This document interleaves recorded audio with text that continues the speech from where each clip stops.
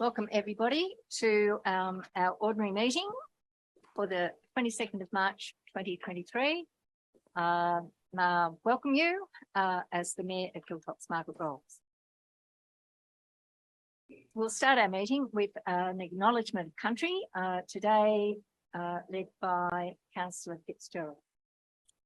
Thank you, Mayor. May I personally acknowledge the traditional owners of the land we meet on today. I humbly pay my respects to the people of the Wiradjuri and GULLY nations, their past, present and emerging elders. Thank you.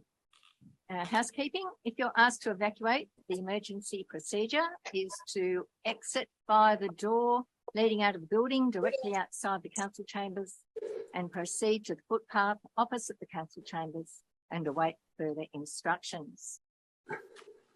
Live streaming, recording and publishing of council meetings. This council meeting is being streamed live, recorded and published in accordance with council's live meeting and council's meeting policy.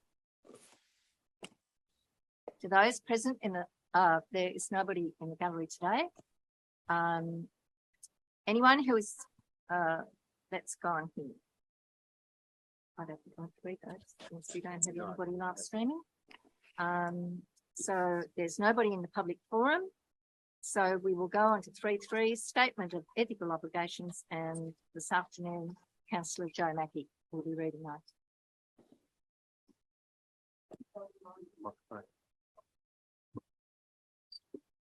Councillors are reminded that they will undertake the duties of the office of councillor in the best interests of the people of Hilltops local government area and the Hilltops Council, and that they will faithfully and impartially carry out the functions, powers, authorities and discretion invested in them under the Local Government Act 1993 or any other act to the best of their ability and judgment, as per their oath or affirmation of office made under Section 233A of the Local Government Act 1993.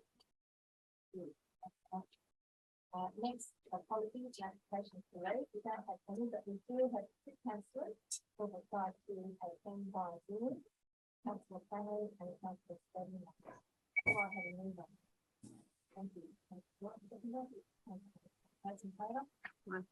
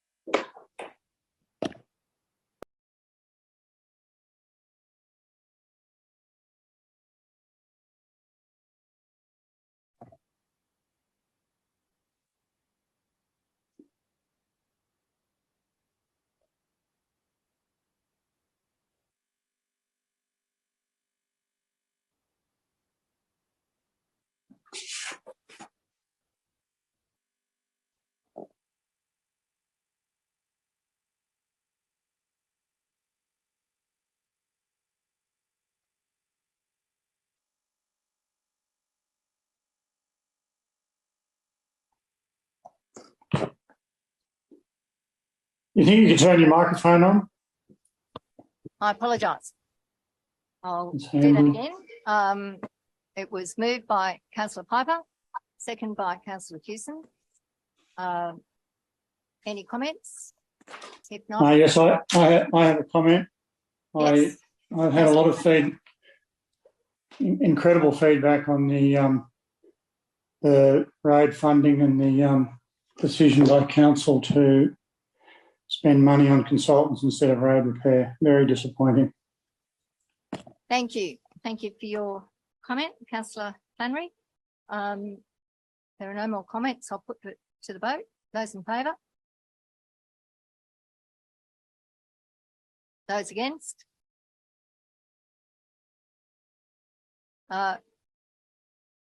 Councillor Flannery, your vote was for. Thank you. And Councillor Stadmiller? I actually didn't hear anything that was being said when the microphone wasn't on, so I can't vote either way at this stage, sorry. Well, I did repeat it. It was moved and seconded that what item? the minutes. The minutes, okay. I don't have a problem with that. Thank you. I'm for that. Unanimous. Thank you.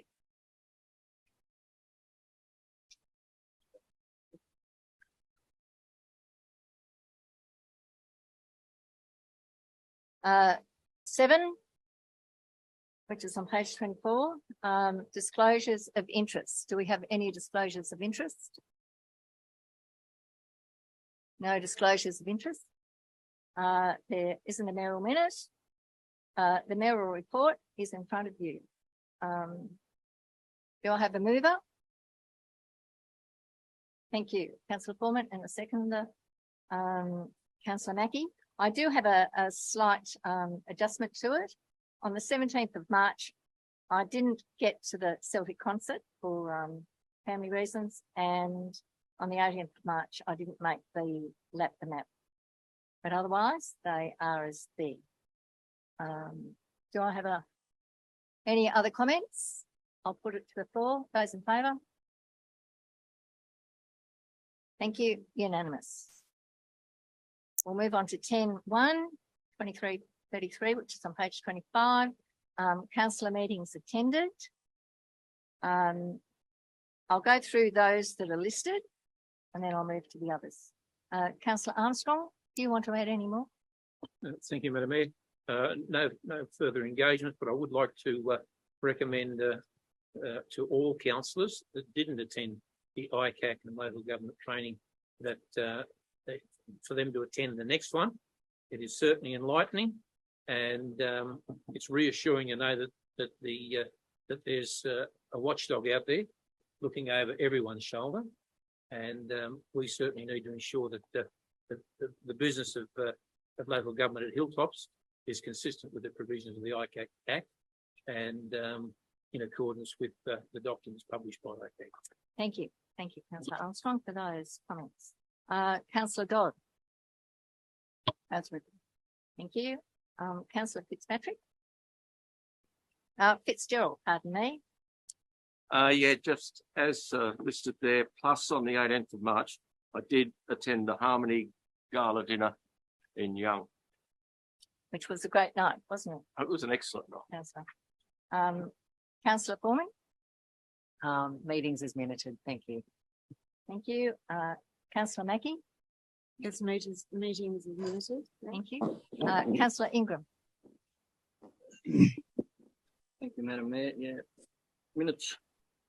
meetings is minuted. Also, in relation to Councillor Armstrong's comment about the training, it would appear that our council's on top of it. It took a full week of negotiation for the general manager to get 4 shovelfuls of asphalt put in the potholes at the showground. So we've pretty well got it covered, I think. But anyway, that's another matter for another day. The other thing that I'd mention is I noticed in the diary of a few councillors, and it'll come up again in the traffic committee meeting minutes. Not too sure what to call a new facility, which is called the Hilltops Library, Young High School. Now, for the councillors who aren't aware, 6 years of my life went into this project, lost a lot of support over supporting this community library. And when I'm in the process of having walked through to see where the updates are up to, I'm informed that some new people on board are going to change the name of the facility. You can imagine my disappointment after 6 years of travelling to Sydney back and forth and meeting here and going through probably the best part of 10 or 11 consultants from Schools Infrastructure New South Wales. to negotiating the lease, the outgoings, all the documentation, and the one thing to sign off before I left the committee group was to make sure the naming was right. I always said it had the opening, the entrance to the facility off Carrington Park had to make that feel like a community library, because that's where the money was coming from Hilltops community. The community had to feel it was theirs. That was part of the deal. The other part of the deal was the name had to include, and the name was bandied around Young Library. The money never came from Young. Money was allocated to Hilltops Council. So I've got an email dated the 9th of November 2021 that states the Department of Education agree with that, and they're quite happy to sign off on it being called Hilltops Library, Young High School. I brought that to the attention of a gentleman by the name of Huss, I think, as we had the walkthrough of the new facility. He didn't seem to think that was right and indicated to me that the Department of Education had the last say. And it was pointed out to him that he'd been made aware that the name had already been mooted about at a number of meetings and finally agreed upon by everyone. He said he didn't have that information, which was actually incorrect because it was proven to him there and then the email had been sent to him. He just hadn't read it. So on that point, I don't want to go much further. I'll talk about it later again, but there's a meeting being held on part of a meeting on Monday, just to clarify this and just to let them know that it's not okay to go changing the name of a facility that belongs to the Hilltop community. Thank you. Question to Brian. There's a meeting this coming Monday. Is that correct? Well, the group, General Manager. Through you, Madam Mayor. Yes, the department responsible is called a PRG meeting. The group, for want of a better word, to discuss that very matter. There has been movement in that regard, but it hasn't been discussed as yet. But we can talk about that at that meeting. It is mooted for Monday, but no decision has been made. I was reassured recently, which was in the lineup to the meeting that Councillor Ingram has talked about, and there will be finalised indications as such that Hilltops will be the lead in the name. But again, I can't speak out of turn because it hasn't been discussed.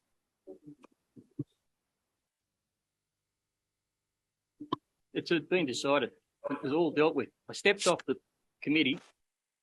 The reasons can remain unknown at the start of this council because everything had been done. I thought there's no more to do. I've done everything I could do towards this project. But in the meantime, someone new's come along and decided it'd be okay to change the name. Well, I can assure you it won't be okay.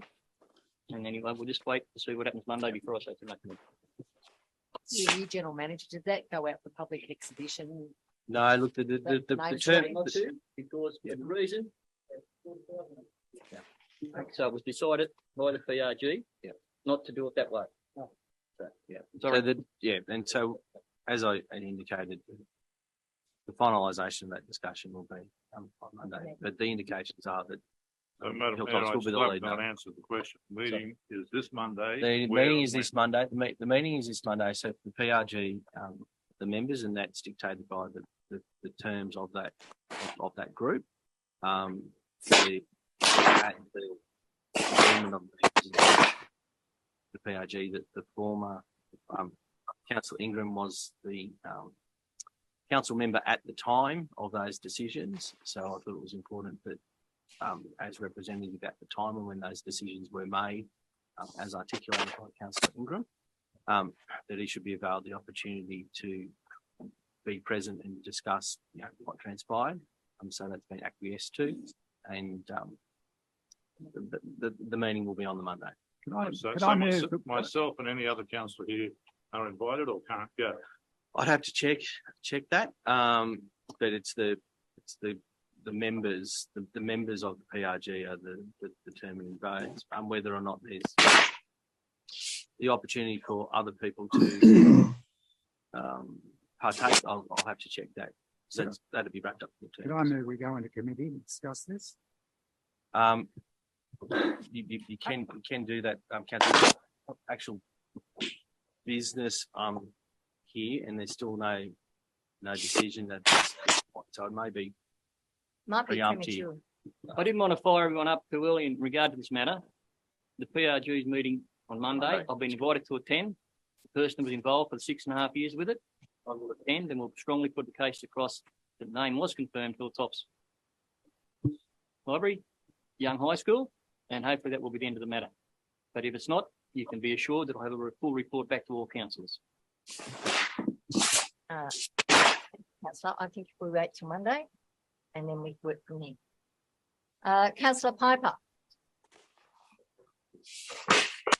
Would you like to update us on your activities?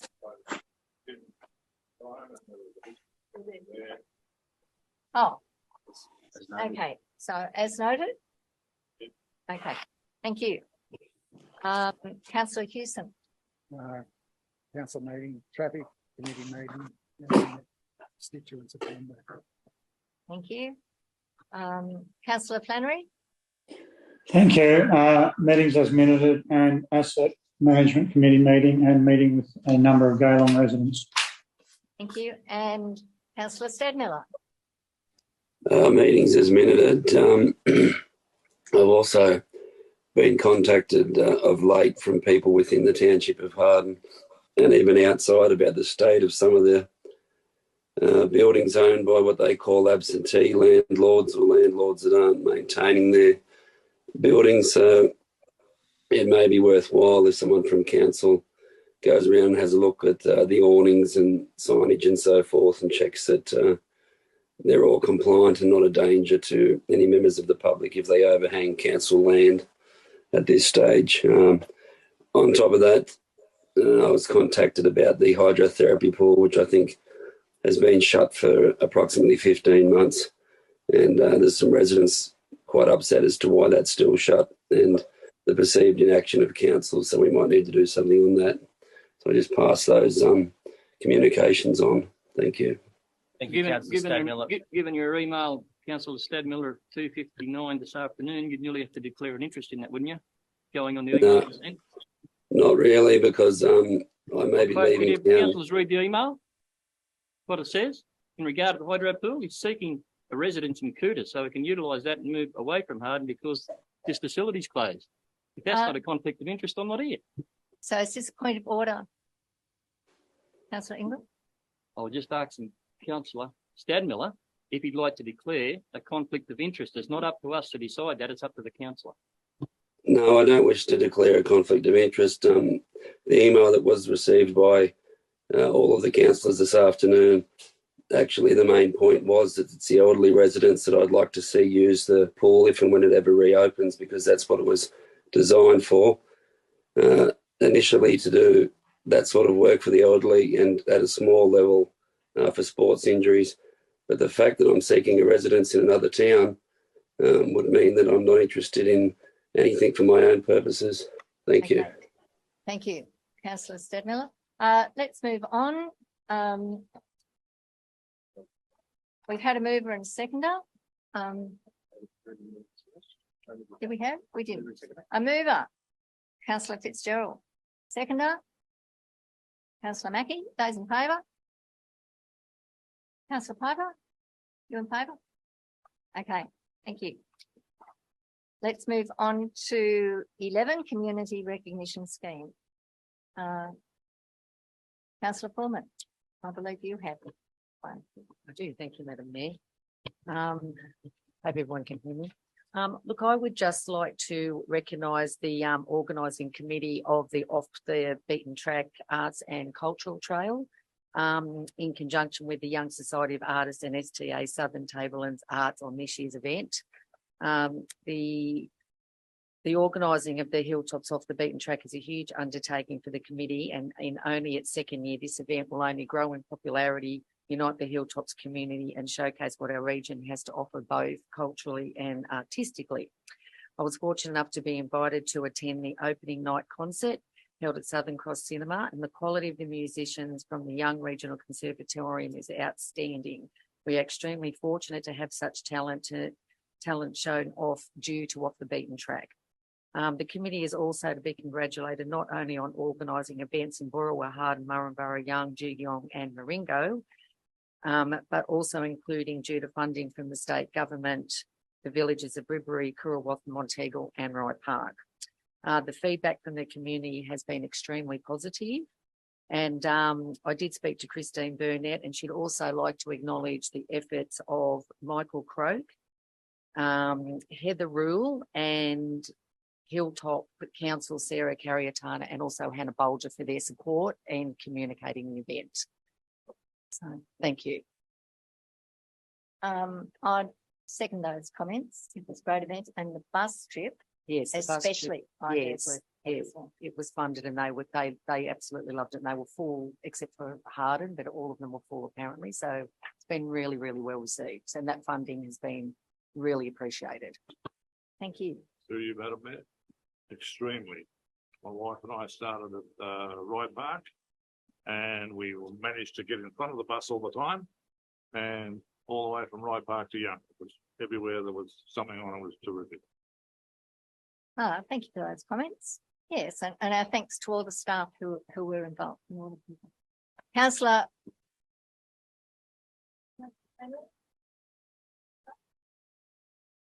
Councillor Flannery.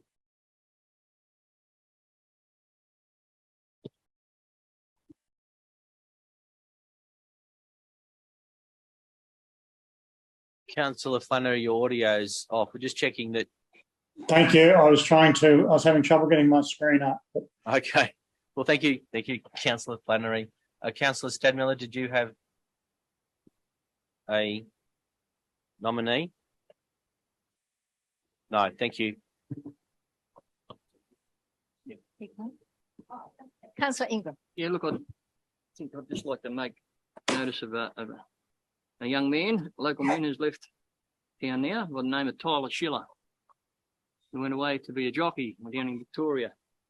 Was involved in a very bad car smash. Got smashed up pretty bad. Fought his way back, got back to riding, took an almighty leap of faith and left the trainer he was with in Victoria and moved to the big ground in Sydney with Mark Newman. He made a great go of it, been riding a lot of winners, and on Saturday he rode his first Group 1.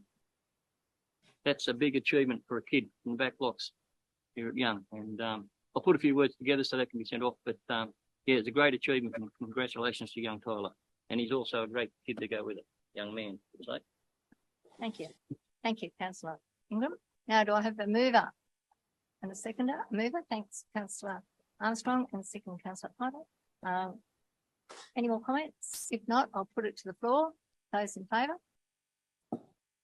Unanimous. Next, we're up to the General Manager's report, and I am going to hand over to our General Manager. Thank you, through you, Madam Mayor. Today, the presentation of the audited financial statements for the year ending 30th of June 22, as is customary, as Hilltops Council has always requested the New South Wales Audit Office present those accounts, present those reports. So we have Lisa Berwick from the New South Wales Audit Office on screen, and we have Nicole Bertolani from Deloitte, representing Deloitte, who was the subcontractor auditor to the New South Wales Audit Office. So I'll now pass over to you, Lisa, to take control. Thank you. Oh, thanks so much. Yeah, look, it's always a pleasure to present the results of our audit. It's been a relatively long season for all of us involved. So before I start, I'd like to just thank Council and the finance team in particular for their help, and also for the help and support of Deloitte in their role as our audit service provider in concluding this particular audit. So today there's a couple of artefacts that I'll ask Nicole to present in some detail to Council, but before she does that, there's probably just a couple of opening comments that I'd make with regard to the subject matter that's included in those documents.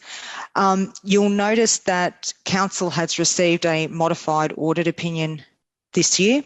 The modification is a limitation of scope in relation to RFS assets. So the treatment of RFS assets is obviously something that's been hotly debated across the sector, probably for some time, really, truth be told. But the Audit Office has landed at a particular accounting treatment in relation to that matter, and the details of that issue are outlined in not only our reporting artefacts but also in the audit opinion itself as to what the basis of the qualification was. And namely, it's a case of the audit team, the auditors, the Audit Office taking a view as to how that particular balance should be treated and accounted for, and obviously Council has a different view on that. And as a result, that's landed in a modified audit opinion over these set of accounts. I'm happy to talk about that in detail or take questions from the floor on that particular matter as time goes on. The other matter that I just want to draw to everybody's attention is in relation to cash management at Council. So we've formed a view, I've formed a view that cash management is a higher risk issue for Council to consider in its operations going forward, and I've reported on that as such. In terms of cash flow forecasting, in terms of understanding where that money is used and understanding how that money is accounted for, I think that they are known issues in Council. I don't think I'm necessarily disclosing anything that's probably not already canvassed by management themselves. They've certainly made very frank disclosures, public frank disclosures on those matters. So our reporting agrees with management on those points and reflects that in our artefacts. I'm happy to take questions before Nicole goes into the detail of the products of the audit. Lisa, it's through you, Madam Mayor. Lisa, it's Councillor Greg Armstrong. Hi, how are you going? Good, how are you? Good, thank you. My questions, I guess, go to the audit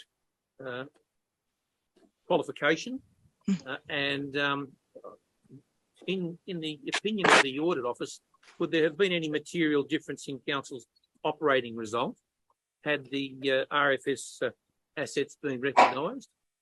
And in regard to the cash and cash management, I guess we've been seeing now for quite a few years that we have issues with our cash, and in particular the failure to produce the bank reconciliations. There's a significant amount of risk that we're exposed to with that, and I guess what would be the ideal situation as far as the Audit Office is concerned in regards to those reconciliations? I'll address the first question first. The simple answer to your question, Councillor, is I don't know. That's why we've issued a limitation of scope. So we weren't able to necessarily determine with great certainty what the value of those assets was with regard to the opinion. So when we're in a position where we can't actually obtain that evidence, then we issue a limitation of scope. I actually always feel that sometimes, my personal view is sometimes these matters are best dealt with on the basis of materiality, even though there may be some philosophical views around recognition. And I totally respect everybody's right to have a different view.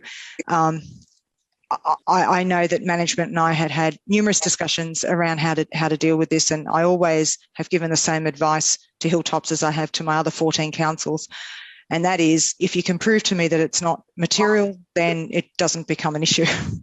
Unfortunately, that wasn't always to be. So I can't actually answer that question with any great certainty, and hence that was why the audit opinion was issued in the form that it was.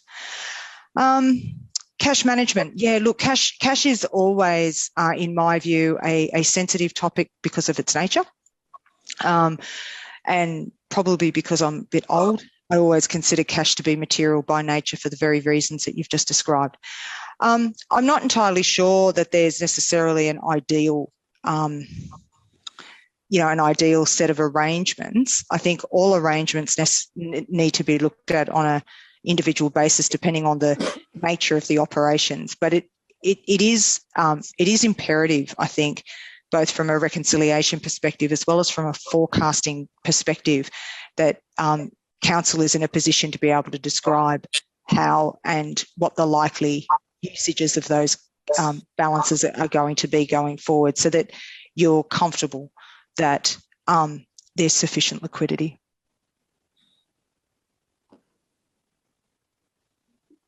Councillor Armstrong, happy with them? Madam Mayor, there's the responses. I don't need to be happy with them. I just do it. Happy. I just have to. I mean, thank you. Accepted. Take your point. Councillor Flannery.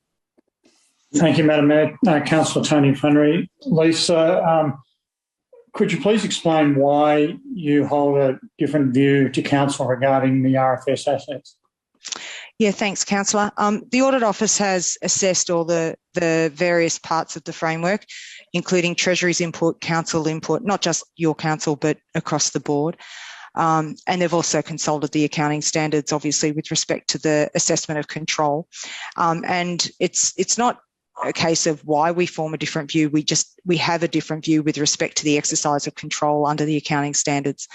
So I think this issue is probably going to be one that's going to be prosecuted, no doubt, going forward by various parties, possibly until the legislation maybe is amended or clarified in terms of the vesting rights. So that's why we've landed where we've landed. I'm not keen necessarily to keep prosecuting that. I think it's been publicly discussed and cogitated on at some length. And I suppose until there are, I guess, either changes of views or changes of the framework that predicate how those assets are going to vest in certain parties, then I dare say that this position will probably carry forward. Thank you. So when you say how those assets vest in different parties, I would take that to mean that the assets vest in council's ownership. Yeah, that's right. That's what the legislation prescribes at the moment. Madam Mayor, through you. Lisa, Councillor Piper here. This week I've been on 2 call-outs to fight fires, and I assure you at no stage did we ring Hilltops Council and ask permission to take the truck to point A or point B. So consequently, we have no control, or Hilltops has no control over where assets in the RFS go to. Yep. I'm living in BOOROWA, and we're lucky enough to be having a new 5-stand fire station being built. Mm-hmm. Now, the only thing I know about that is that it comes on Crown land. Okay. The fire station is being paid for by Hilltops Council, and then as soon as it's paid for, we send the bill off to the fire station, the headquarters at Harden, and they write us a check. So it is not ours again. We've just got them going and got things going. So how in the world can a lot of bureaucrats sitting in Sydney say that they have control, that we have control over the assets? There's no way in the wide world that any RFS unit in New South Wales rings their local council to ask permission to take the fire truck out. I'll have to just take your comment on board. The view's already been landed by the Audit Office, Councillor, and to all of your colleagues. So I'm not necessarily keen to publicly argue the point with you. I don't know if that's necessarily helpful. So long as councils throughout New South Wales keep objecting, eventually it'll go to some sort of confrontation and be worked out. We have. I can't comment on that. Sorry. Thank you, Councillor Piper. Councillor Fitzgerald. Thank you, Councillor Patrick Fitzgerald. Lisa, just in your report on the conduct of the audit, you include, when you discuss inadequate controls in relation to bank and investment reconciliations, you start a sentence by saying robust controls are therefore required to be implemented. Could you just outline what you would think would be the most appropriate robust controls for this council? Nicole, can I throw to you for some detail at this point with regard to that finding? Yes, sure. So thank you everybody for allowing me to attend. I'm a director in the Western Sydney Audit Office of Deloitte, and we work with Lisa to deliver the audit for this council. In relation to your question on the robustness of the controls in relation to bank and investment reconciliations, as noted in the report on the conduct of the audit, we identified there were bank accounts that were held by council that were not recorded in the books of council. So in terms of a robust control would be to ensure that at minimum, a monthly reconciliation is done for all bank accounts that are held by council, and that all of those balances and the transactions within those accounts are recorded in the records of council to ensure that the records reflect the true position of bank and investment accounts that are held.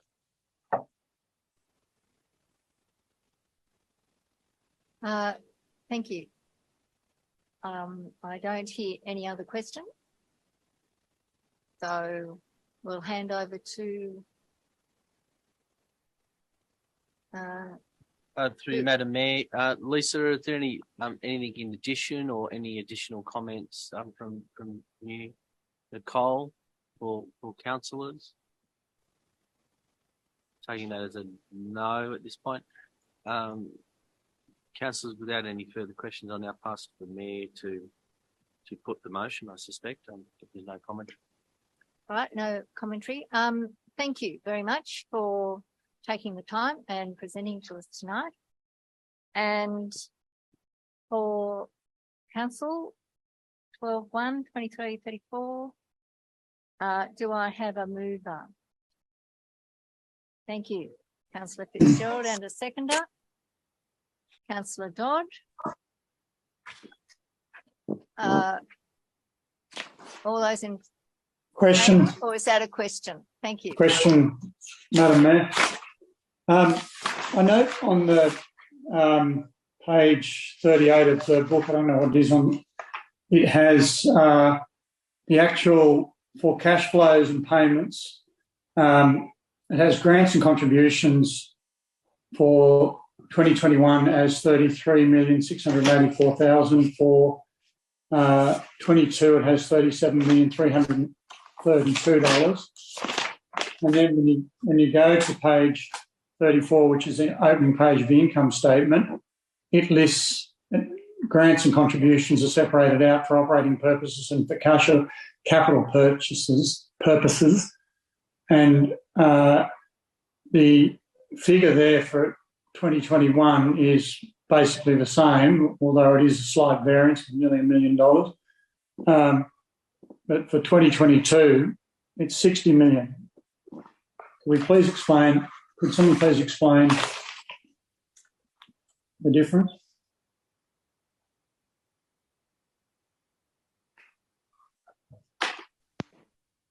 That'd be a question for management. So, Councillor Flannery, is that a question? That's a question to management? Yes. Yes, please.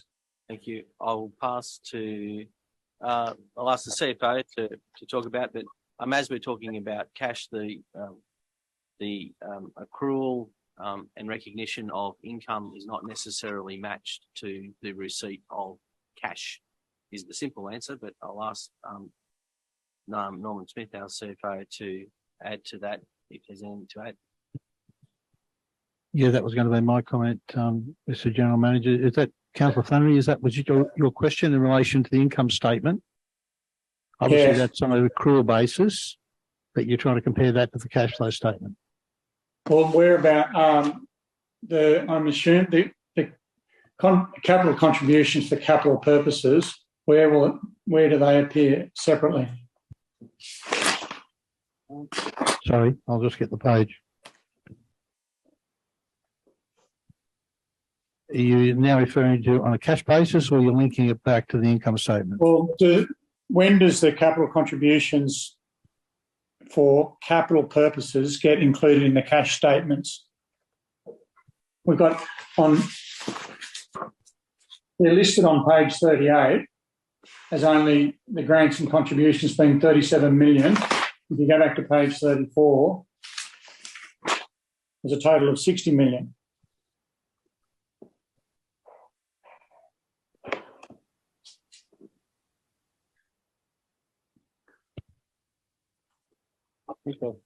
I've got different page numbers myself. Well, the opening income statement for the year ended 30 June 2022 has the contribution separated out. You're talking about the 21,750 and the 38 million? Yes. And then a couple of pages over, it's a different number altogether. It's 37 million. Yeah, as the general manager said, that's a statement of cash flows. We're talking cash there. Right, okay. Yep, so that's the movement of cash. And you've got that broken down in operating, that's operating activities. And then also investing. Right, so okay. Cash in and out on an operating basis. Is that what you're referring to? Yeah. I could, it's appropriate, sit down and run you through the process in terms of the difference, but yeah, we're talking different things here in relation to the movement of cash versus the accrual position out of the ledger on the income statement. I don't know whether Lisa or Nicole want to explain. Yeah, no, I okay. can. No, thank you. I hadn't picked up on that. If I may, the difference in the 2022 financial year, if you refer to page 50 of your report, Councillor Flannery, there is a note that details the breakdown of those amounts recognised in the income statement. And if you refer to the bottom of that note, there is a line called non-cash contributions for roads and bridges, which in 2022, there's an amount of 19 million recognised there. Okay, thank you. That would be the main reason for that difference. Yeah, thanks, Carl. So those non-cash contributions are recognised from an accrual perspective on the P&L as revenue, but they're not cash. They're not a cash. That makes sense. There's a difference there. Yeah. The difference between the accrual basis on the income statement of Council Flannery and the movement of cash in and out of the bank account. Right, okay, thank you. The other question I had was in relation to, just bear with me for a second, our electricity and heating bill is, I think, page 57, $706,000.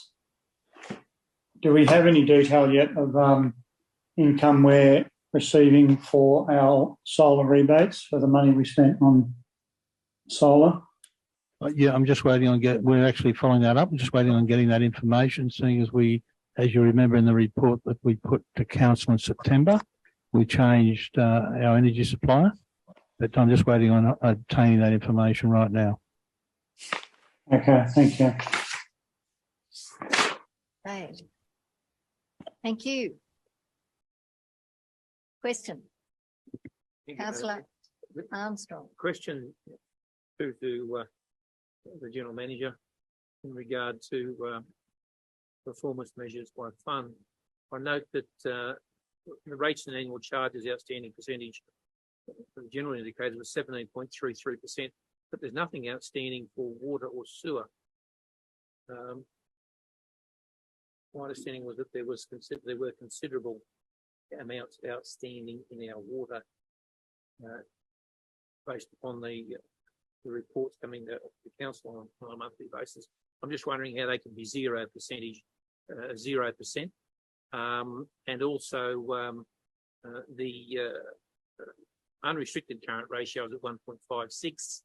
The benchmark is 1.50. If the general manager can bring a modicum of sense to how we're going to improve that ratio, so it's more than 0.06 times greater than the benchmark. I won't discuss the operating performance ratio. Sorry, Councillor Armstrong, you might recall, I'm just going from memory here, at the end of September, December, we've actually improved, and it is a minor figure, but we've actually improved our unrestricted cash position. Yeah. possibly not as high as we'd like it.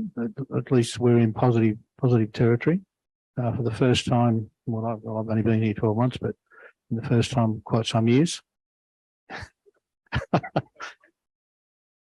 That's not my. That's not my.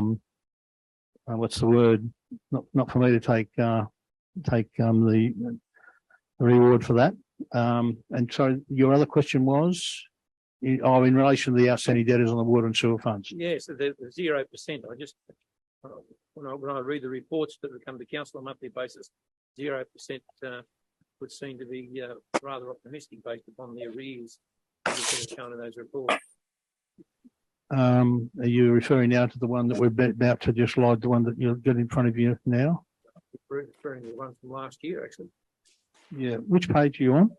Should be page 114 or 84. G52 is the reference.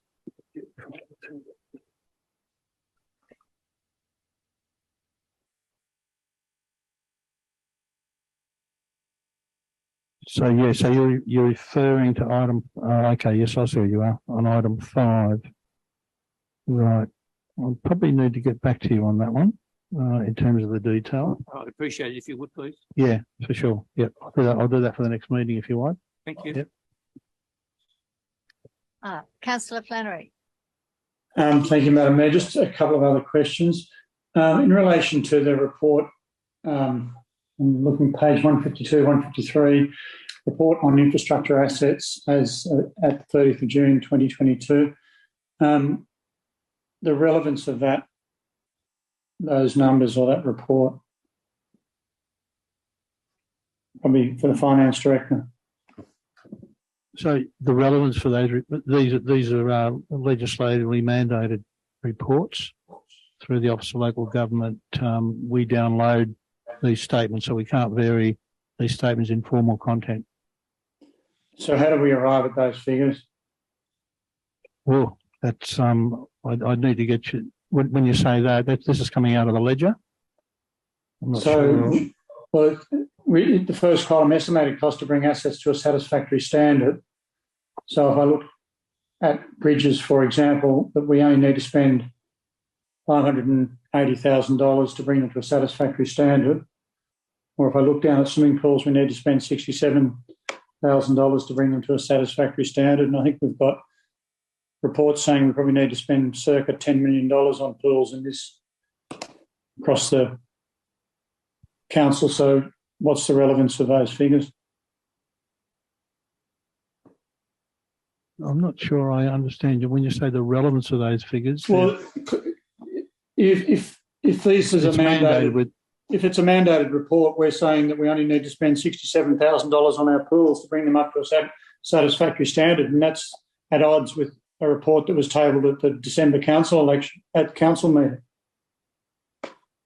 Yeah, I'd need to get back to you on that. I'd have to talk to the infrastructure team and come back to you on that. Through you, Madam Mayor, just in relation to that, with the satisfactory standard, that is a subjective approach, as into we can open the pool and the pool can be used. That may not, that certainly doesn't include the $1 million odd grant money to refurbish and do all of those extra things. So at this point, it's just that's the amount that's considered as, and yes, we can open the gates to have it open, but that's a different standard in relation to what it would be to take it to a more appropriate standard. That's relevant. As CFO articulates, is the structure of this is we are guided by legislation as into how we determine that. So who decides the difference between standard just to open it up and to be compliant? I thought when we had the report done for those pools, there was issues there that need to be addressed. I'm just asking who makes the decision and who signs off saying 67,000 is fine, that's standard, and then something happens. Where's that liability lie? Again, when we have a report from paid consultants stating that we need to spend millions. As I've tried to articulate, the difference between the two is opening the doors or not opening the doors. There's a lesser amount to open them versus not. that's in consultation with the infrastructure team, and obviously we take the information from the consultants on board about what we need to do. So I'm sorry if that's not clear. It's a subjective, it's a very subjective element of the report. Question, Madam Mayor. Yes. Question to General Manager.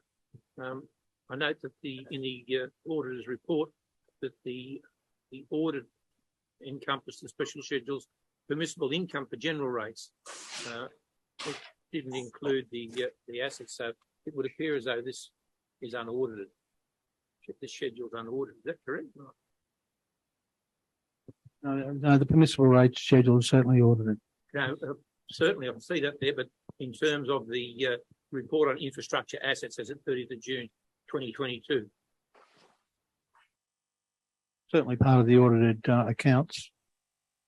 That report is not part of our audit procedures. There was no requirement to audit. Yep. So in effect, the figures that relate to those assets are unaudited. Is that correct? Correct. We have not audited that report. So there may be no basis to the figures themselves, unless there's some audit undertaken. Yeah, that's right. I'm not opining over those schedules. Thank you. Clearly, there's no basis because we know we need to spend more than $570,000 on bridges and $67,000 on pools. So they're either misleading or they're a waste of time. Well, thank you everybody for your comments. We have had a mover and a seconder. We've had plenty of discussion. I'll put it to the floor. Those in favour?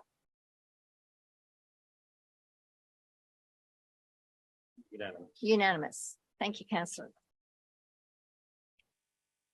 We'll move. So through you, Madam Mayor. Thank you, Lisa and Nicole. You're quite welcome to stay online. However, you are welcome to say good night and goodbye and move on. I think Nicole, you look ready to go. Thank you.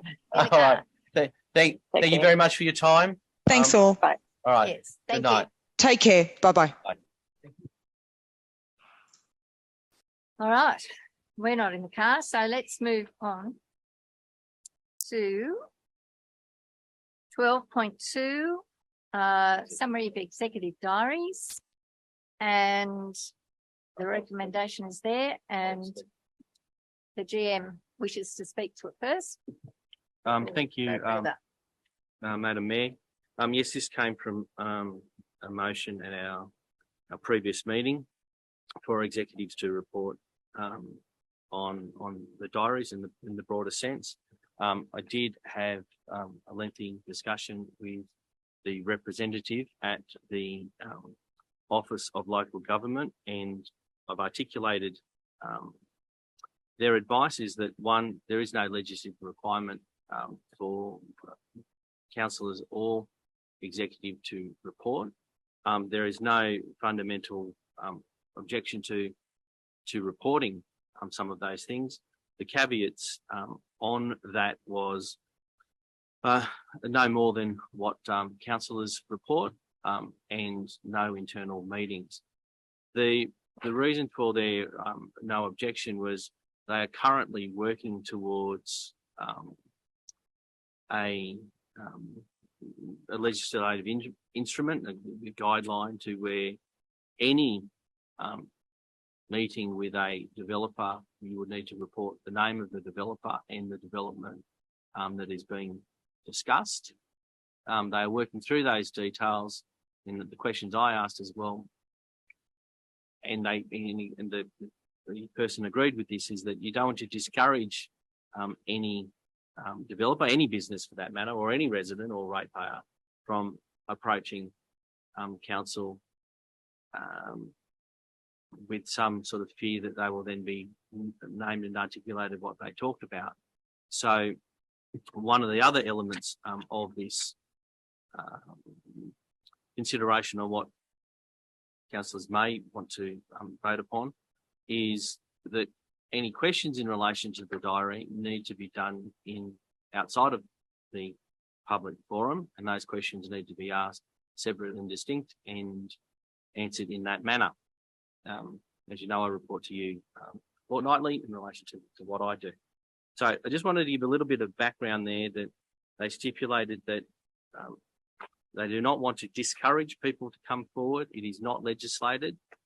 However, they are working on guidelines to stipulate that you must report, councillors and senior staff, of any meeting that you had with the developer in relation to particularly a live development application.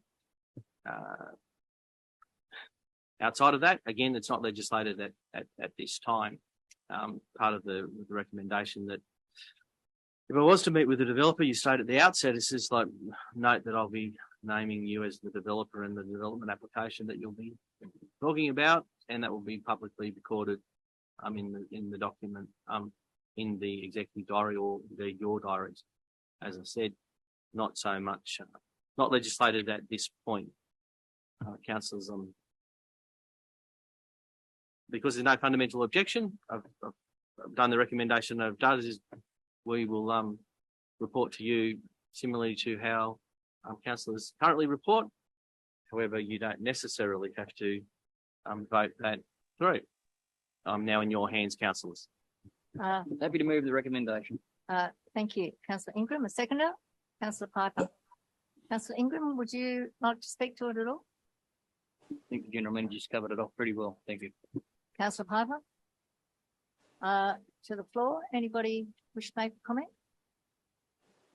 All right, I'll put it to vote. Those in favour? Unanimous. Thank you, everybody. We'll move to 12.3.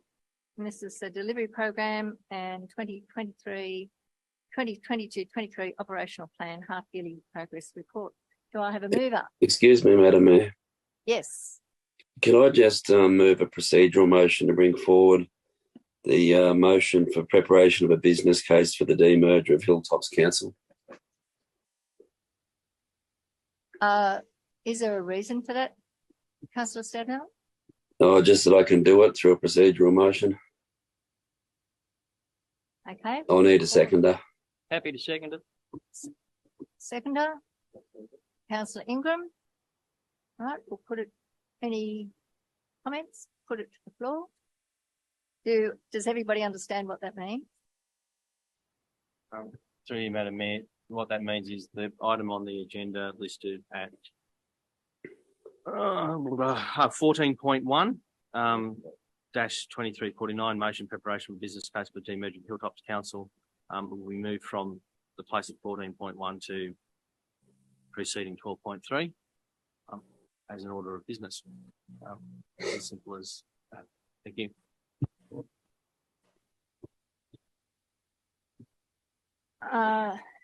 Any discussion?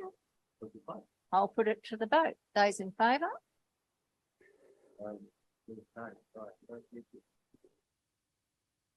It's just to bring forward. Yeah. All right. Well, it's everyone except Madam Mayor. Madam Mayor, I'm not voting. Is that right? Okay, so it's 10. Yes, I thought we did. So it's Hands again, please. So it was Councillor Ingram, Forum, Fitzgerald, Mackey, Hewson, Armstrong, Piper, Dodd, Stadmiller, Flannery 4, and against was Madam Rolls. Thank you. Motion passed. Okay, righto. In which case we will move 14.1 on page 300.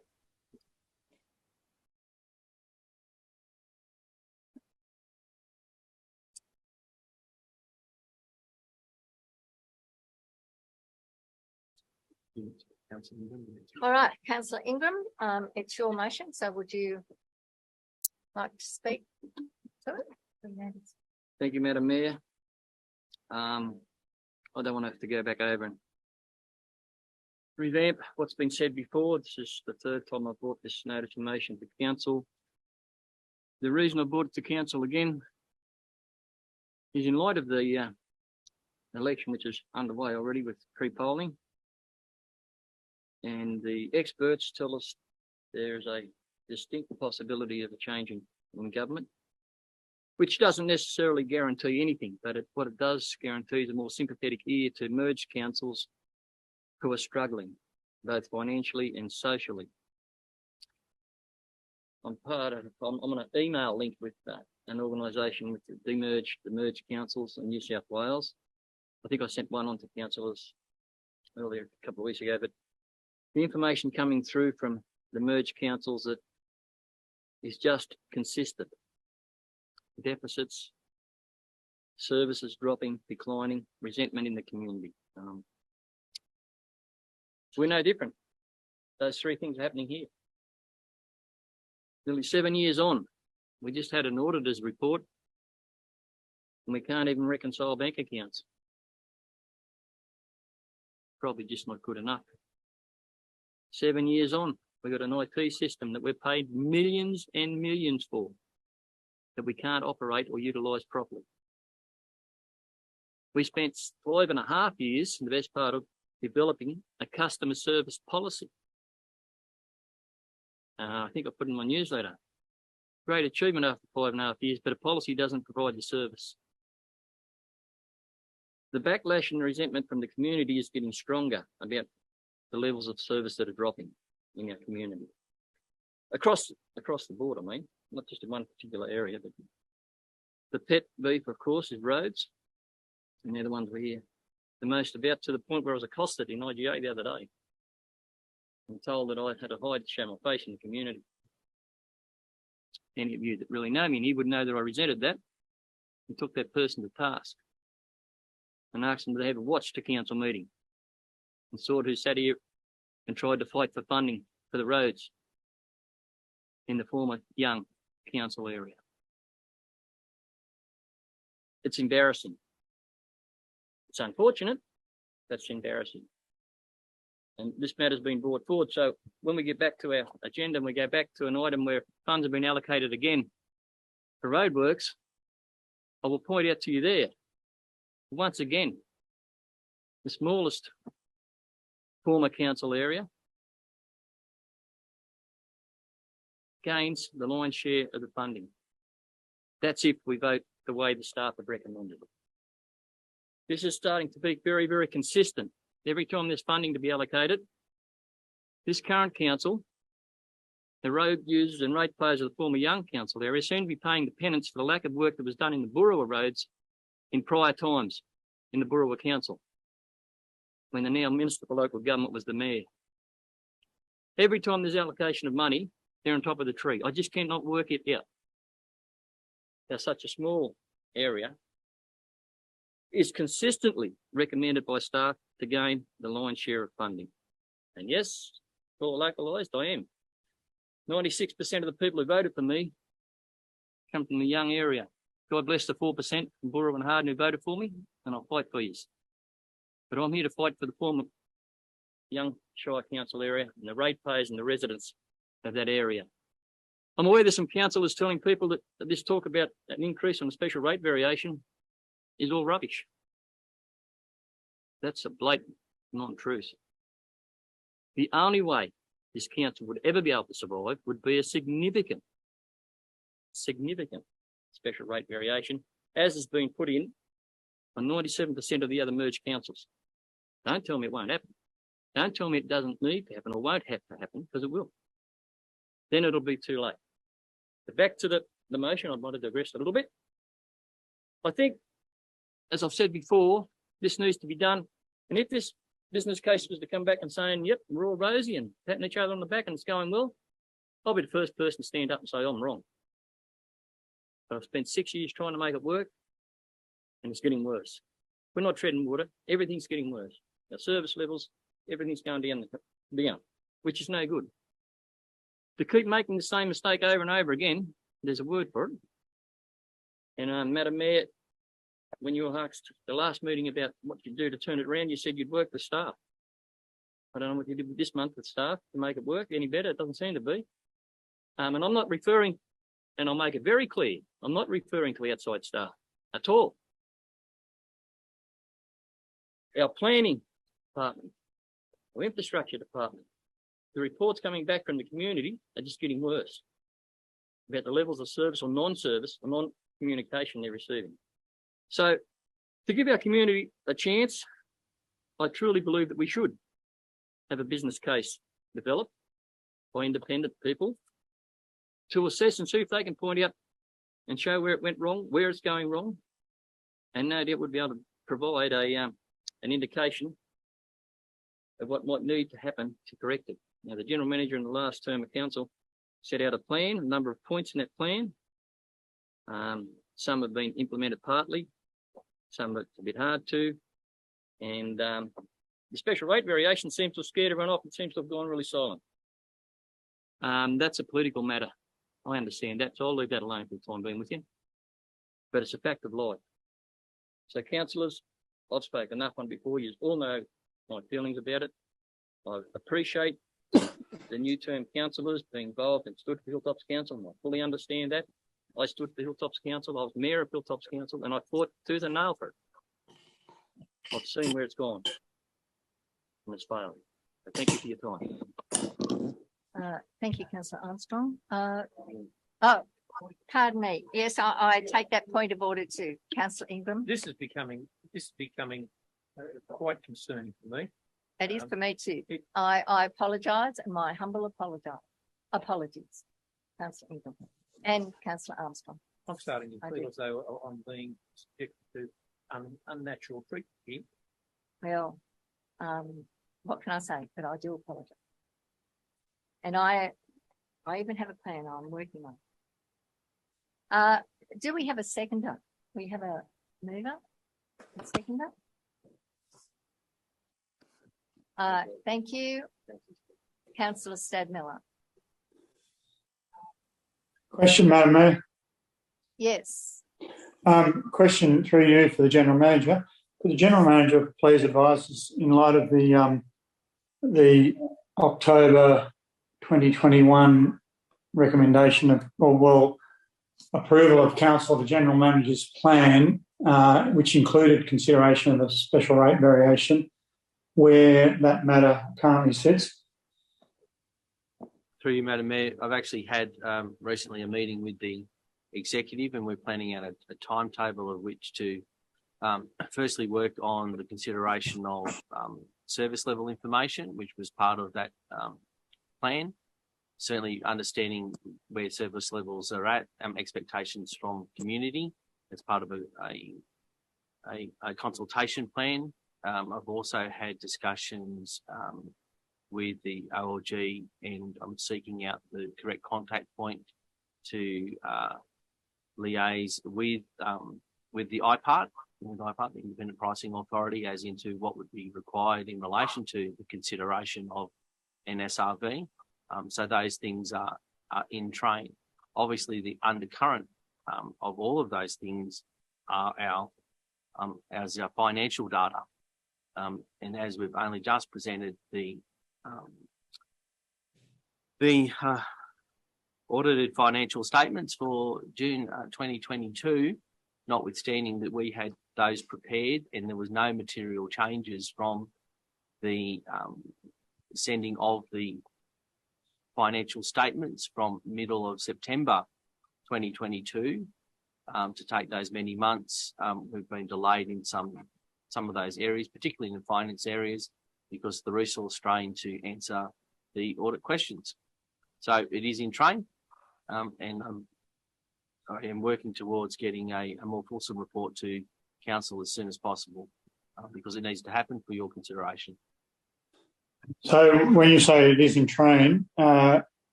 advised that we've missed a deadline, Council missed a deadline to apply for a special rate variation for the next financial year. So what does in train mean? We're working towards bringing the final consideration. The timetable is for any consideration of the special rate variation under the current guidelines I am attending a meeting this Friday with IPART leading it in relation to rate pegging and how that is struck. That will obviously provide information or inform me on how, what is approached and what approach is required in relation to a special rate variation for the consideration of councillors. But we were not in a position in the prior year to put forward a special rate variation within that time. We did not have the numbers, nor have we done the appropriate consultation with the community, and nor had I had the appropriate consultation with you as councillors. So we could not put it to the prior year. It would be the consideration to bring it to November of this year. November of this year would be a vote to show the intention to apply, if that is the intention of council. Then in early February of the 2024 year, you would vote upon whether we go forward with an actual application, and then we would be advised sometime in May whether that application was successful or not for the following year. Playing into that, we did have a rate peg of 3.7%, which is more than the 2.5% that had been carried, and it's much more than the 0.7% of the that was originally mooted by IPART. So that weighed on my mind in relation to the numbers, is to see how we could work. Also, as part of that October 2021 report, a major component was the organisational structure in consultation with unions and staff. And my experience has been, and certainly indications are from the management theorists, is it takes 18 months, anywhere up to 18 months to 24 months to see whether or not, to see how that is embedded and what benefits are from that. So we did reduce the number within the structure, and we're seeing how that would work and how that affects service levels. And I need that information provided to you for you to be informed to make any decision in that regard. Thank you. Thanks, Mr. Chairman. Councillor Stedmiller and then Councillor Piper. Just a question for the General Manager, pardon my croaky voice, and it's a general question, but with Hilltops having double the population approximately of CGRC and double the sort of compounding deficit over a similar time, and the fact that CGRC implemented a 50% rate increase, does the General Manager think that that would be a minimum that we would have to set? I understand that Councillor Ingram has said that it could be up to 80%. He can feel free to correct me if I've misquoted him there, but anything between 50 and 80% seems like a massive rise to write the books. If I could just get your opinion on that. Through you, Madam Mayor, so I'll just very much talk to the numbers. I know that there had not been various harmonisation of various elements at the council you named, the Cootamundra Gundagai. One, they had not been working. Prior to my time, Hilltops had been working to amalgamate. I understand some of the systems were designed not to be unified, for want of a better word. So I'm not sure I can compare what has transpired here at Hilltops with Cootamundra Gundagai. What I will say is that there are indications that the numbers have improved. There was a consolidated surplus. There was still a deficit in the general fund, and I certainly haven't backed away from that. But it was an improvement in the general fund of some 6.5 million. So to articulate what would be required, that would be a decision based upon what service level is acceptable, what service level is desired, and that is only through consultation can we strike a rate. To go back to that October 2021 report, and again, this is not indicative of a percentage, but for the scenario testing, we did 7.5% over 5 and 7 years based upon a certain percentage of reduction in relation to the wage number. not necessarily staff numbers, because they're two different things based upon seniority of people, etc.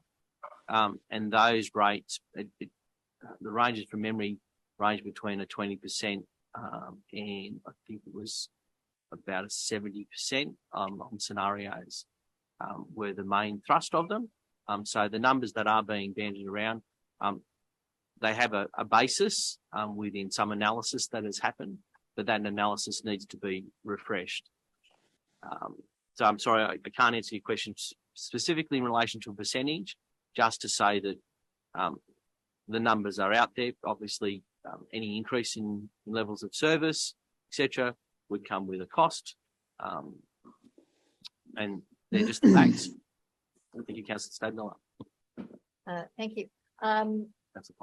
Councillor Piper, and then Just a question of Councillor Ingram. What are the services that you say that the constituents in Young are saying not what they were 2 or 3 years ago? The entrances to our town, our playing fields, our buildings, and most importantly, our road network. Our road network in the former Young Council area is a disgrace. And as I will point out when we go back to some funding that was allocated in an item earlier, just how that is getting worse. They are the concerns that the community let me know every time I'm out.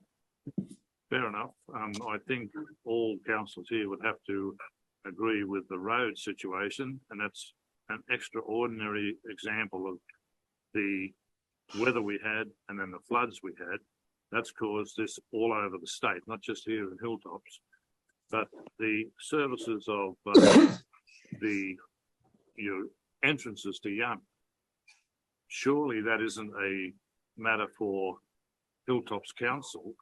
That should be a concern of the staffing at the outdoor centre to organise a proper program. It's simplistic when I said the entrances to Young, but you've helped explain it very well. It just doesn't happen. It's embarrassing when you drive into the other communities, then you drive into this community. That's the point that I'm getting across. Levels of service aren't equal. The community, the residents, the road users and the ratepayers of the former Young Council area are subsidising everywhere else. Just not acceptable, and it's not sustainable. And that special rate variation will have to happen. I can understand where you're coming from. I really can. But I think as a council here, we've already voted on where we're going to try and prioritise our money spent on roads, and most of that was supposed to go to roads that had school buses on. And we have a bloody lot of them in the Boorowa area. So we might be getting, and I'm not arguing with you about that, we might be getting more money than you are. But the actual, forget the services part of the roads not being fixed.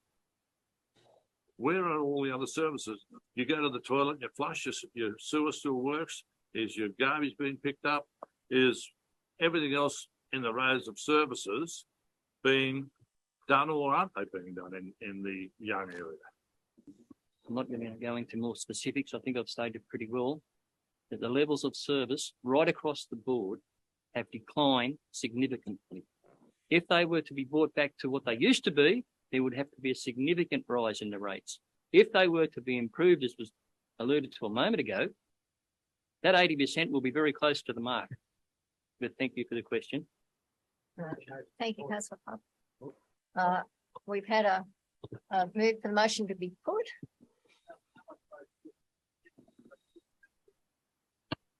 Point of order. Point of order. All right, I'll defer. Point of order, Councillor Hewson. We've had one speak for it, and nobody has said against. We also need a seconder before we go any further. We have a Stadmiller, and Councillor Stadmiller, do you want to speak as the seconder? I'll be brief, Madam Mayor, but just to echo Councillor Ingram's comments, the service levels have dropped and it has been noticeable. And when I make this comment, it's in no way an attack on any of the outdoor staff, because I predominantly drive around the Harden area, and I know how busy some of these workers are on various pieces of mowing machinery. But a couple of months ago, McLean Oval, which is the rugby league ground in Harden, it has a metre high white fence around it, and it resembled an oat paddock. So the grass had got to a metre in height. And I've never seen that before in my life. That's just one example at this stage, where things haven't been good for Harden. I think there's low morale with workers. At the last meeting, there was information provided that there's 29 positions unfilled. Well, that can only tell me that there's too much pressure on the current staff to achieve their work, and that's evident in the oat paddock that became McLean Oval, or vice versa. So we need to be really thinking here about the mental health of some of these workers and the pressure that they're being put under. And Cootamundra Gundagai Regional Council highlighted that as one of the major reasons why they needed to demerge. It was about the fact that they had the deficits, but it was about caring about their staff and their communities and giving them a say. And we're still not giving our communities a say here. We've blown money on the mismanagement of projects. You can look at it whichever way you want, whether it be contractors being brought in that far exceeds the $200,000 that we need to spend here. And prior to setting up Hilltops Council, $60,000 was spent, and I think we're all aware that when you spend $60,000, you don't necessarily get a very good job by a consultant.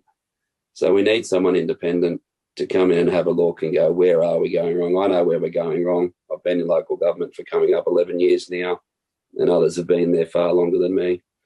Others sitting around the table have far longer life skills than I do, but this just isn't working, and I can't see it working. I said that from the start when I looked at it and I analysed how we were going to be put together and this and that. Councillor Ingram talked about the name of the so-called Hilltops Library Young High School. Well, before that it was a cultural and something precinct. The name's changed several times. It just highlights again that there's been people in the background doing things that haven't been in the best interests of our community. And we need to start taking control and doing things in the best interests of our community and where we live in our individual communities. It's easy to say that we're one big sort of lovely Hilltops, but I'm based in Harden, and that's where I do most of my business and where my family is. And there's just that disjoint. It's all right to read in a report that there's all these sort of close ties and so forth, and we're bonded together by that, but it's not the case. We need to allow self-determination for our communities. And if we have a rate rise, let them determine the rate rise through consultation, not have it forced upon them by two other communities. So, thank you. Thank you, Councillor Sedler. Through you, Madam Mayor, the question was for the point of order, and it was correctly passed that the seconder to speak to it. I refer to clause 10.25 that a councillor may move that a motion be put. So Councillor Hewson appropriately put it. However, it's only appropriately put if at least two councillors have spoken in favour of the amendment of it, and two have spoken against. So I haven't heard anyone speak against it at this point. So that's it. However, if the mover of the motion has spoken in favour of it, which Councillor Ingram has, and this is the question about whether Councillor Hewson's putting it is in favour. If no councillor expresses an intention to speak against it, then Councillor Hewson is allowed to put it, and then 10.26 put the chairperson must immediately put to the vote a motion moved under clause 0.25, and a seconder is not required for such a motion. So the question I have for the councillors who have not spoken, will anyone be speaking against? That's probably up to Madam Mayor to ask that question, Mr. General Manager, with all due respect. And I read that before I came down. The point of order stands because councillors hadn't been asked if they'd like to speak against it. So the point of order is correct. Thank you. All right, thank you. Would anybody like to speak against the motion? Councillor Corner. I do have something to say against, and I respect everybody's point of view, and I really appreciate the debate around this, because we all got voted in as Hilltops councillors, and we only have the community in our best interest, every decision that we make. And I truly believe that we all do, each and every one of us. But I just would like to know, and I'm not too sure for you if Councillor Ingram would like to answer it, but, you know, I look and I see communities all working together. I see Hilltops, and yes, we've addressed the roads. It was wet. We've been declared a disaster area 4 times. So the service level argument is we have been up against it. We put in the plan to go forward to restructure. We've put staff through under a lot of pressure with the restructure. There's been a lot executive under pressure doing that. So that once again was tough. So my question would be, do we want to put our communities as a whole, Hilltops, through the pressure, being unsettled again with all the economic uncertainty that household and council, all councils are under, not only the Hilltops Council. Again, is that what we want to do? So when you look at the Hilltops going forward, if this motion got up, what is the jewel in the crown that you see is of greatest benefit to our Hilltops with this motion? Thank you, Councillor. And this motion. A question to the councillor, or just speaking against the motion? Councillor Foreman. Well, I'm speaking against, but I also have a question. So I guess it's both. I'm happy to answer briefly. Yes. Councillor Ingram. The motion isn't about undoing the council per se. The business case is to state why and where it went wrong and what should happen. That's a separate vote altogether. All I'm asking for is the community are asking to have it looked at, like the other merged councils have. Have an independent consultant have a look at it. The jewel in the crown is more local services for local people. The job is too big for our council. Thank you, Councillor Ingram. Councillor Flannery, you speaking? Yeah, I'd like to speak against the motion, because it's the only way I'm going to get a chance to say anything. I guess. Pardon me. Well, if we're following the meeting procedure, you've got to speak for it. You've got to speak for it. Councillor Flannery, could you just wait for a minute? Yes, certainly. So Councillor Flannery and then Councillor Armstrong. Councillor Flannery. Thank you, Madam Mayor. Look, in speaking against the motion, I make the points that we voted at the last meeting to spend $200,000 on a consultant's report, and before us, when in fact just about every council waxed lyrical about the need to have Maringo Gap Road fixed. I think the cost of circa $130,000 to fix that. And what did we do? We went and took that money straight off our local road network, $199,000, and put it into a consultant's report. And we're debating here whether we should or shouldn't spend $200,000 to determine whether ratepayers may or may not have a 60 or 80% rate rise in the next 5 years. So as to service levels, there's no doubt service levels have dropped. If you look at the budget, we are not spending anything like the amount on the hardened gravel resheeting program that we were before forced amalgamation or before we were put in administration and forced amalgamation. I asked the General Manager last year for those figures, and I was denied those figures and said it wasn't relevant to the current operations of council.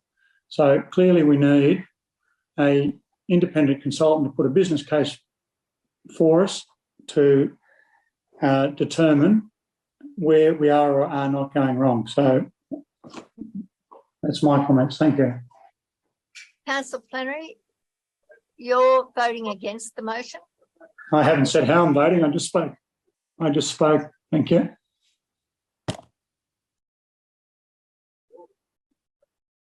Councillor Armstrong. Thank you, Madam Mayor, and I thank Councillor Flannery and Councillor Ingram for bringing this matter forward.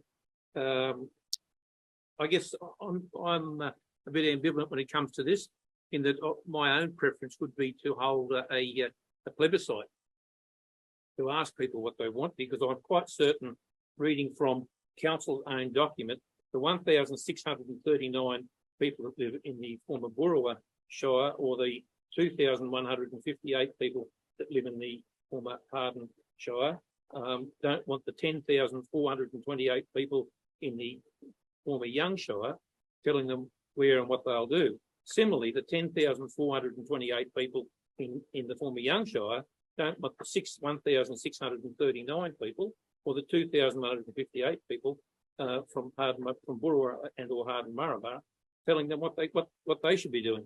I think this is a classic case of the cart being put before the horse by the state government. This has been a huge failure.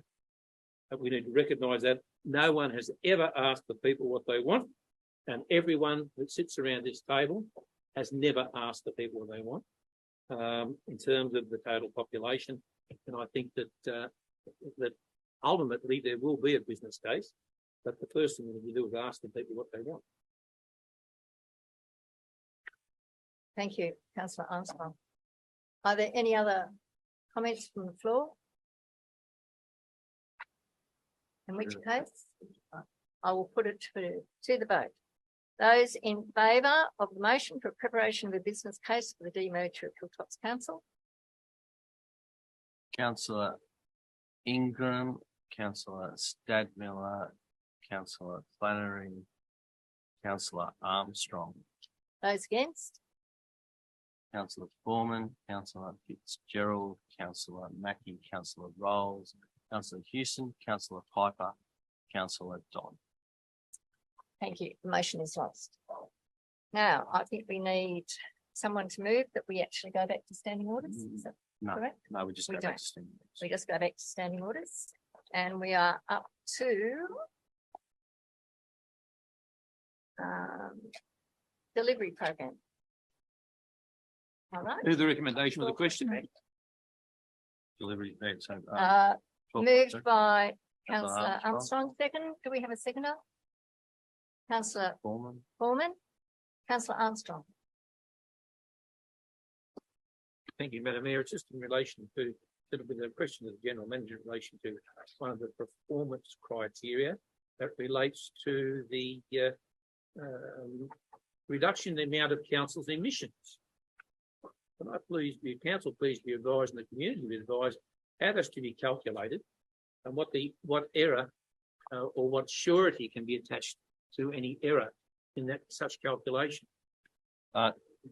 Councillor Armstrong, can you refer me to the item number, please? I'm familiar with the document, not that familiar. 60. Thank you.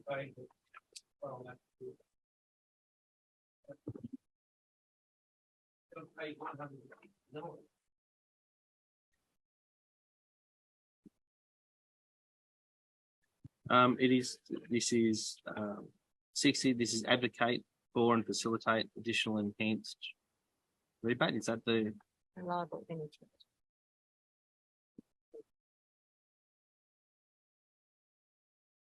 My question relates to the performance measure and the way in which council will measure or assess that performance measure.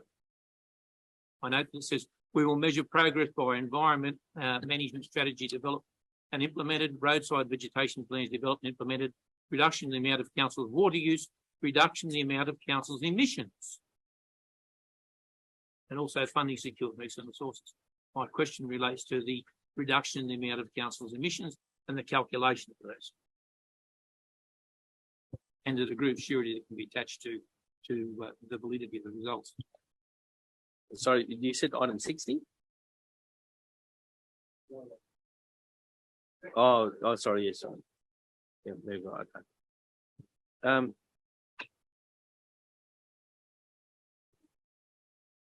So obviously the development of an environmental management strategy is one of the items. The plan's being developed and implemented on that's there. I'm sorry, Mr. Gentleman, you misunderstood me. My question relates specifically to the performance measure, reduction in the amount of council's emissions.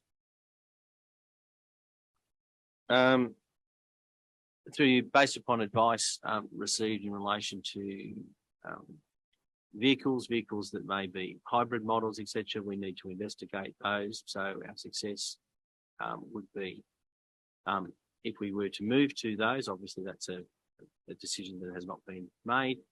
Consideration of those, they would indicate to us, by way of example, that we would be reducing emissions. That would be one example that we would look at. So we look at anything that we can measure now in relation to emissions and the movement away from the fossil fuel machinery, particularly to what we would be advised would be more environmentally friendly, for want of a better word, which would be lesser emissions. That would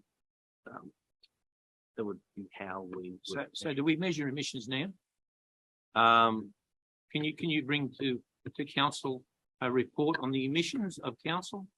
I'd have to defer to Plan and Fleet Office, which is under our CFO, but I don't believe, I've not seen a report, so I'm not sure that we've measured.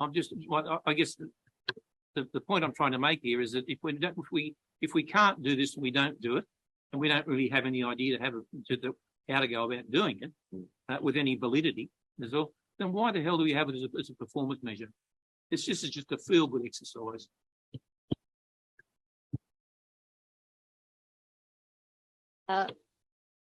Thank you, Councillor Armstrong. But I'm happy to move the report. Thank you, Councillor Armstrong. I'll make a comment. Councillor Fitzgerald. Yeah, it's a comment, not specifically. When I received my business papers, I noticed that the back section of this report was cut off, and that was just an oversight. And when I emailed the staff, I was able to get a very good copy of the thing, but it's still extremely small. And it's very hard to look at this. And I was using my laptop with the email section of it to go through it. But I just think we need to just take a little bit more time in sorting it out. Thank you, Councillor. And look, the norm. Yeah. Yes, and I was. We do that, but look, that's something that's our normal process is not in there because staff who are usually attended were called away. As soon as we do the checks, unfortunately we checked a little bit late. We've tried to amend it, but certainly we'll take that on notice and improve. Thank you. And in support of Councillor Armstrong's comment, many councils don't actually have hard copies. It's all electronic. Yeah, I know. I'm old school. I beg your pardon.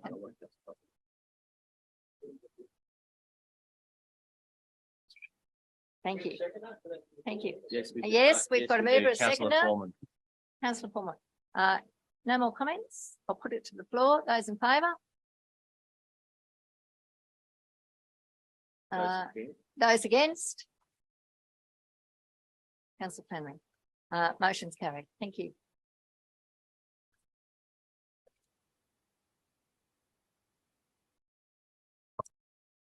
We'll move on to 12.4, cash and investment report.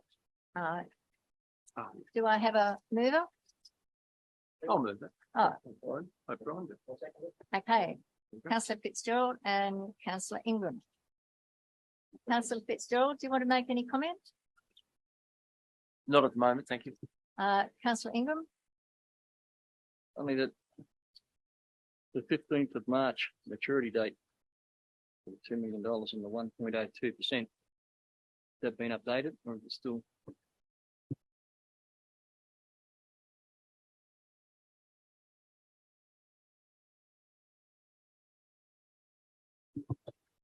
It says it matured on the 15th of March, 23. At 1%. Has it been changed or? It has been, yes. And I've also had a discussion with Gary Morris from CBA about while the balances may look in the at call account, as though they're not moving, it moves quite volatile as we move money in and out with grants, such as the $8 million. So we're looking at getting a better rate with some of that money, but I've just got to be conscious of the fact that if we withdraw it, we'll pay a penalty, except for the at call money. Yep. So yes, that has been reinvested. I can't recall what the amount was, but it was higher than 1%. Thank you. Any more questions? Yeah, just one in light of what the auditor was saying earlier. Is this a complete list of all our accounts? Yes, it is. Okay, if there are no more questions, I'll put it to the vote. Those in favour? Councillor Stadmiller? Thank you. Unanimous. Thank you, councillors. We'll turn to 12.5, outstanding rates and charges and sundry debtors report. Do I have a mover? Move that way with the question. Thank you, Councillor Armstrong. Seconder? Councillor Dodd. Sorry. Councillor Armstrong. Yeah, thank you, Madam Mayor. Questions through the GM to the CFO in relation to the arrears amounts. I note that got a little bit of mathematics there. That 35%, or roughly 3.986745 million, predates the 2022-23 levy. So that must in effect the arrears. That represents a figure of almost 15% of the annual rate levy. So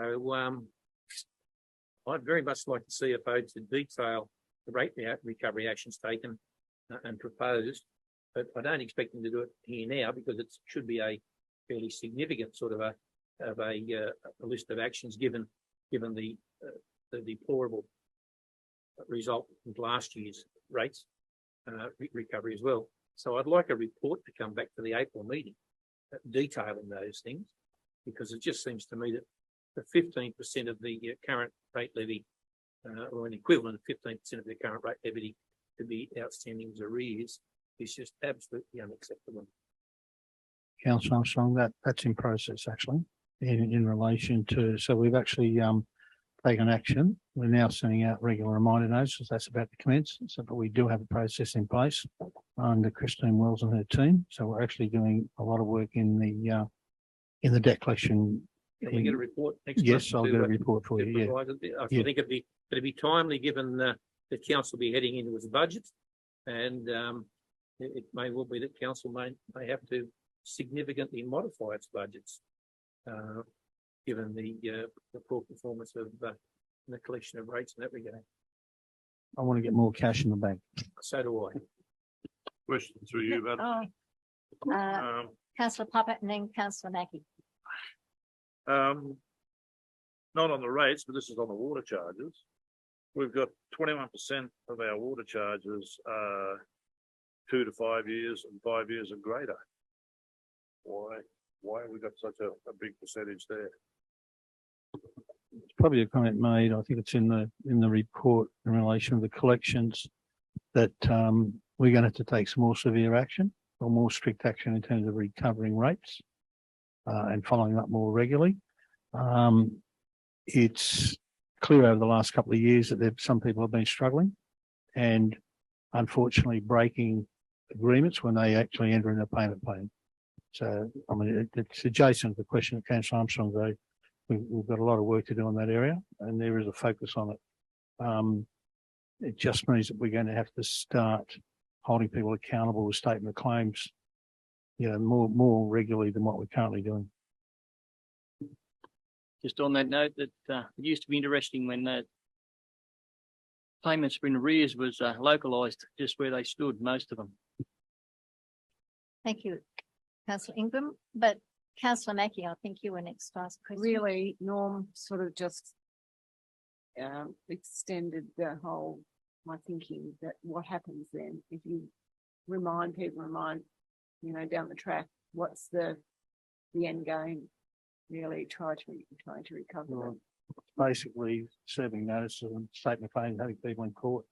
When I arrived, there were quite a few outstanding debts, which had been issued with letters of demand and then no further action. So that's one of the issues that we're looking at, which means I would suspect you're going to have a lot of constituents probably making comments to yourselves, but we're running a business, and so it's like the sale of lands, etc. We've just got to get serious about getting our cash in the bank.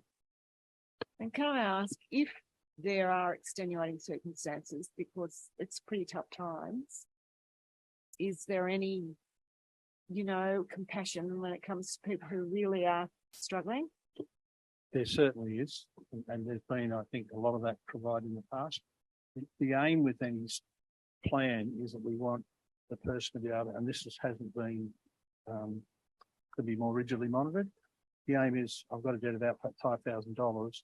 Can you please make sure that you're paying the amount this year and not letting that debt get any bigger? There are a number of people in that category. Through you, Madam Mayor, just to add to the CFO, just in relation to order, actually you can't, it's illegal to cut someone off because of an essential service. The mechanisms that the CFO has prescribed is repayment plans, etc. You work with them in relation to that. We do have a hardship policy.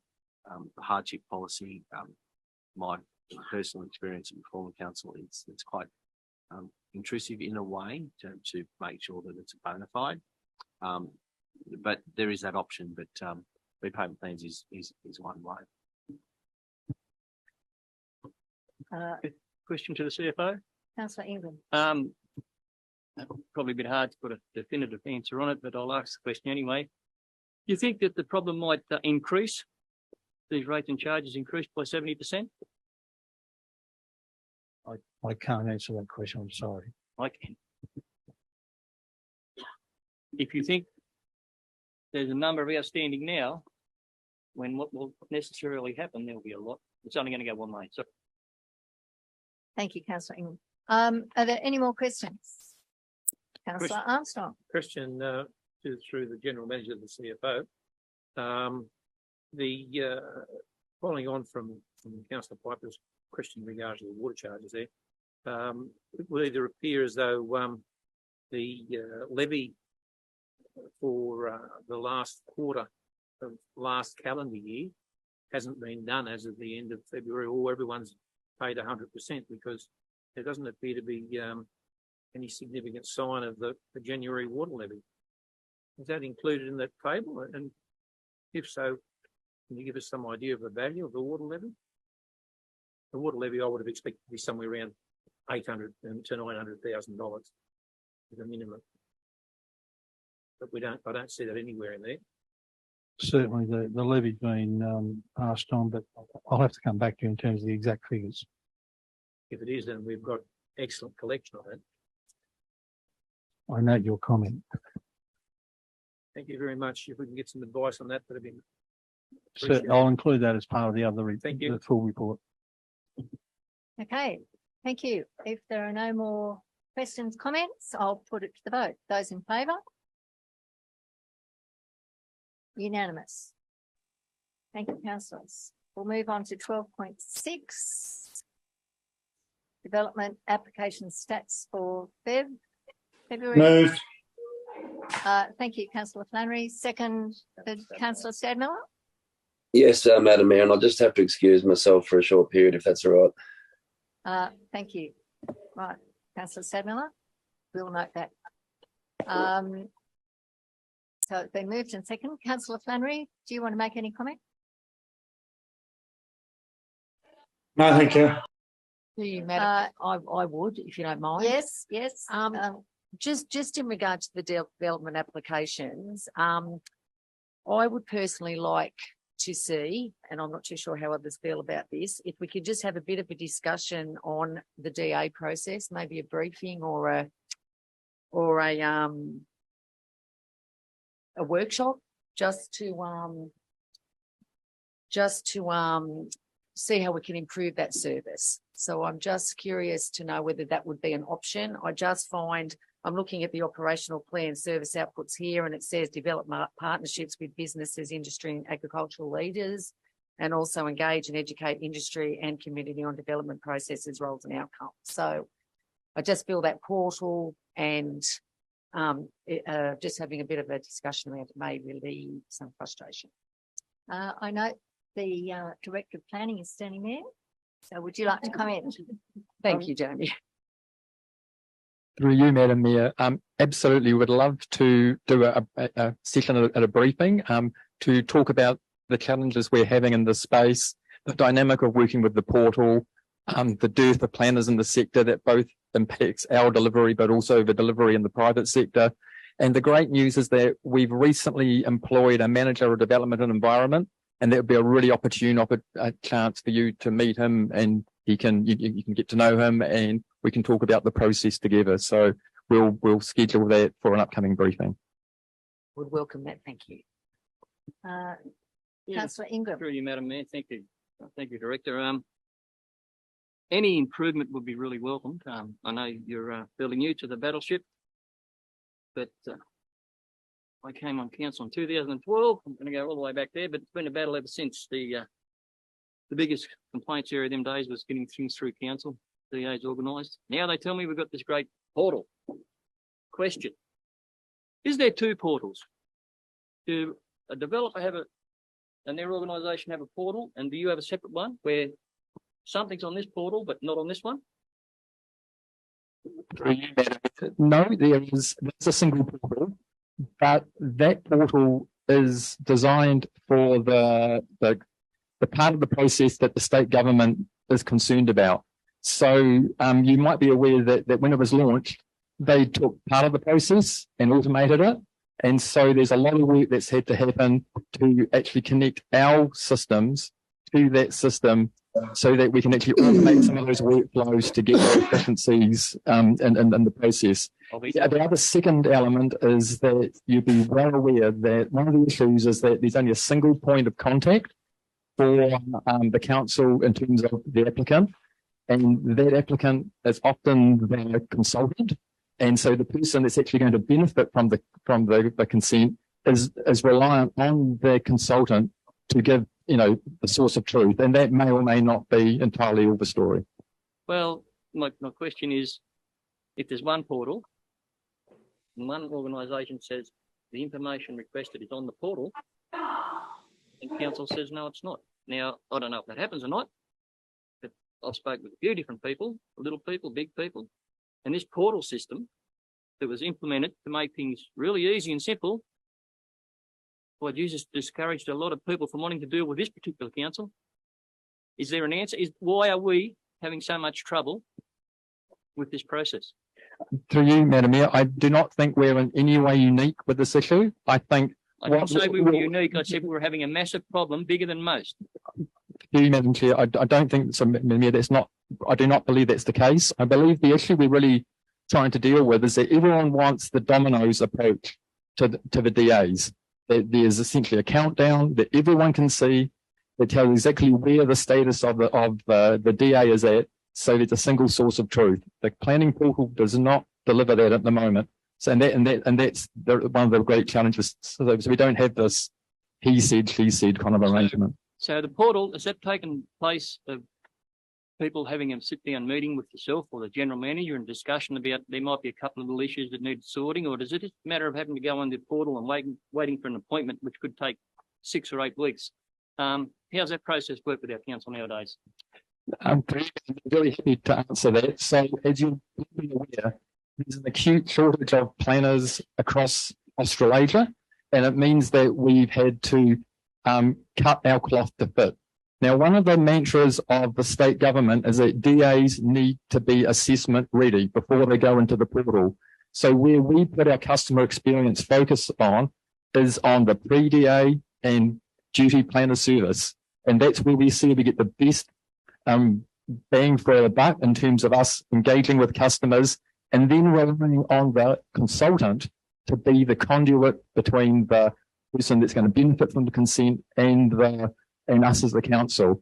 Now, many councils do not offer a pre-DA or duty plan of service anymore. I'm really proud that our council can still do that, because I think that's where the customer experience is we're going to get the best value from. So I appreciate, we'd all love to run a concierge service where there's a single point of contact that's contacting the consultant or the applicant on a regular basis with updates saying, I'm going to launch this into the portal now. But that no council was resourced for that, and we have to use the resources as we best see fit, and that's in that pre-DA and duty plan of service. Thank you for your answer and your upbeat answer, and I'm really pleased to hear it. It's just so conflicting for me that the report that I'm hearing on the street from the people who are trying to use the system and work with our council doesn't line up with your upbeat take on the matter. So we'll leave it there, and hopefully we can improve, and we'll see what happens. But it's with great concern that I have that people who want to invest in our region, and especially in the young area, seem to be running into hurdles. It's very concerning to hear that on the street. Thank you. Thank you for your comments. Councillor Foreman? Oh, I was just going to say, no, with all due respect, I would agree with Councillor Ingram on this topic. Yeah. Can I just ask quickly, do people have a choice that they can run solo and try and navigate until they get to a point, or they go, well, actually, the process is too big for me. I'm going to get the consultant, and that's going to expedite and get rid of all the problems, and I'll be in front of the pack. Through you, Madam Mayor, exactly. That's the choice that the applicant has. Yeah.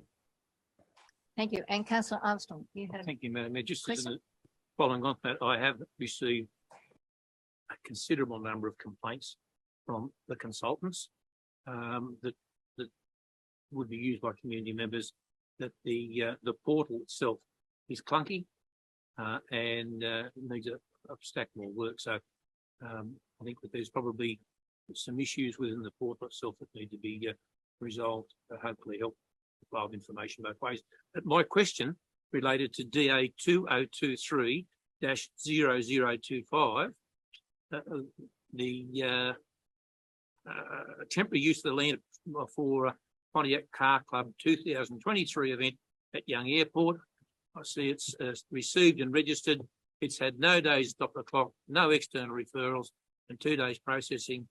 And I read on a flyer that was emailed to me by the Director of Corporate Community that in actual fact, the Young Airport isn't being used. It's being used, the event's being run at the Cootamundra Airport. I'm just wondering, does the failure to determine this one led to the rescheduling, or sorry, the relocation of the event? Is there?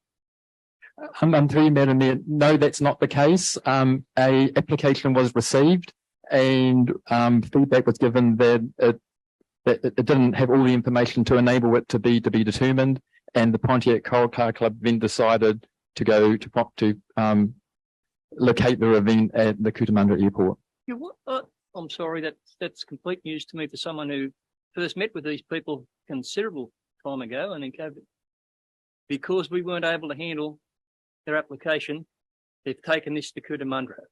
Through Madam Mayor, that's not what I said. What I said was that when they went to apply, they only applied very recently for the consent, and they then chose to withdraw it because they did not have the sufficient information for it to be assessed. So we made it too difficult for them, so they went somewhere else. No, that's not what I said. Well, I'm just asking the question. It must have been easy enough. They've just jumped in the last minute and they've got approval to go to Cootamundra. I'm just trying to find out what was so hard. Yeah, for you, Madam Mayor. So Cootamundra has existing planning permissions to run the time trial event that they like to do. At Young Airport, those permissions aren't in place, and that's why they had to apply for a DA. Thank you for that. I have one last question in regard to the report, actually. DA 2022/0285, temporary use of land as depot, status notified, clock stop, external date, 81 days. What's all that mean? And does that mean that that land shouldn't be used as a depot because it hasn't been determined? Or tell me what's going on there, please. Through Madam Mayor, just tell me what page that. Page 197. Page 197. 20 Telegraph Road. Oh, is it? I didn't read where it was.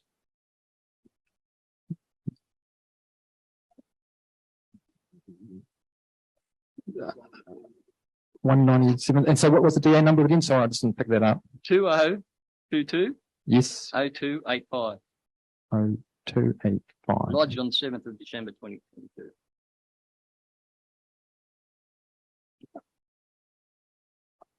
I don't have, sorry, I'll get back to you on that one. Take that one on notice.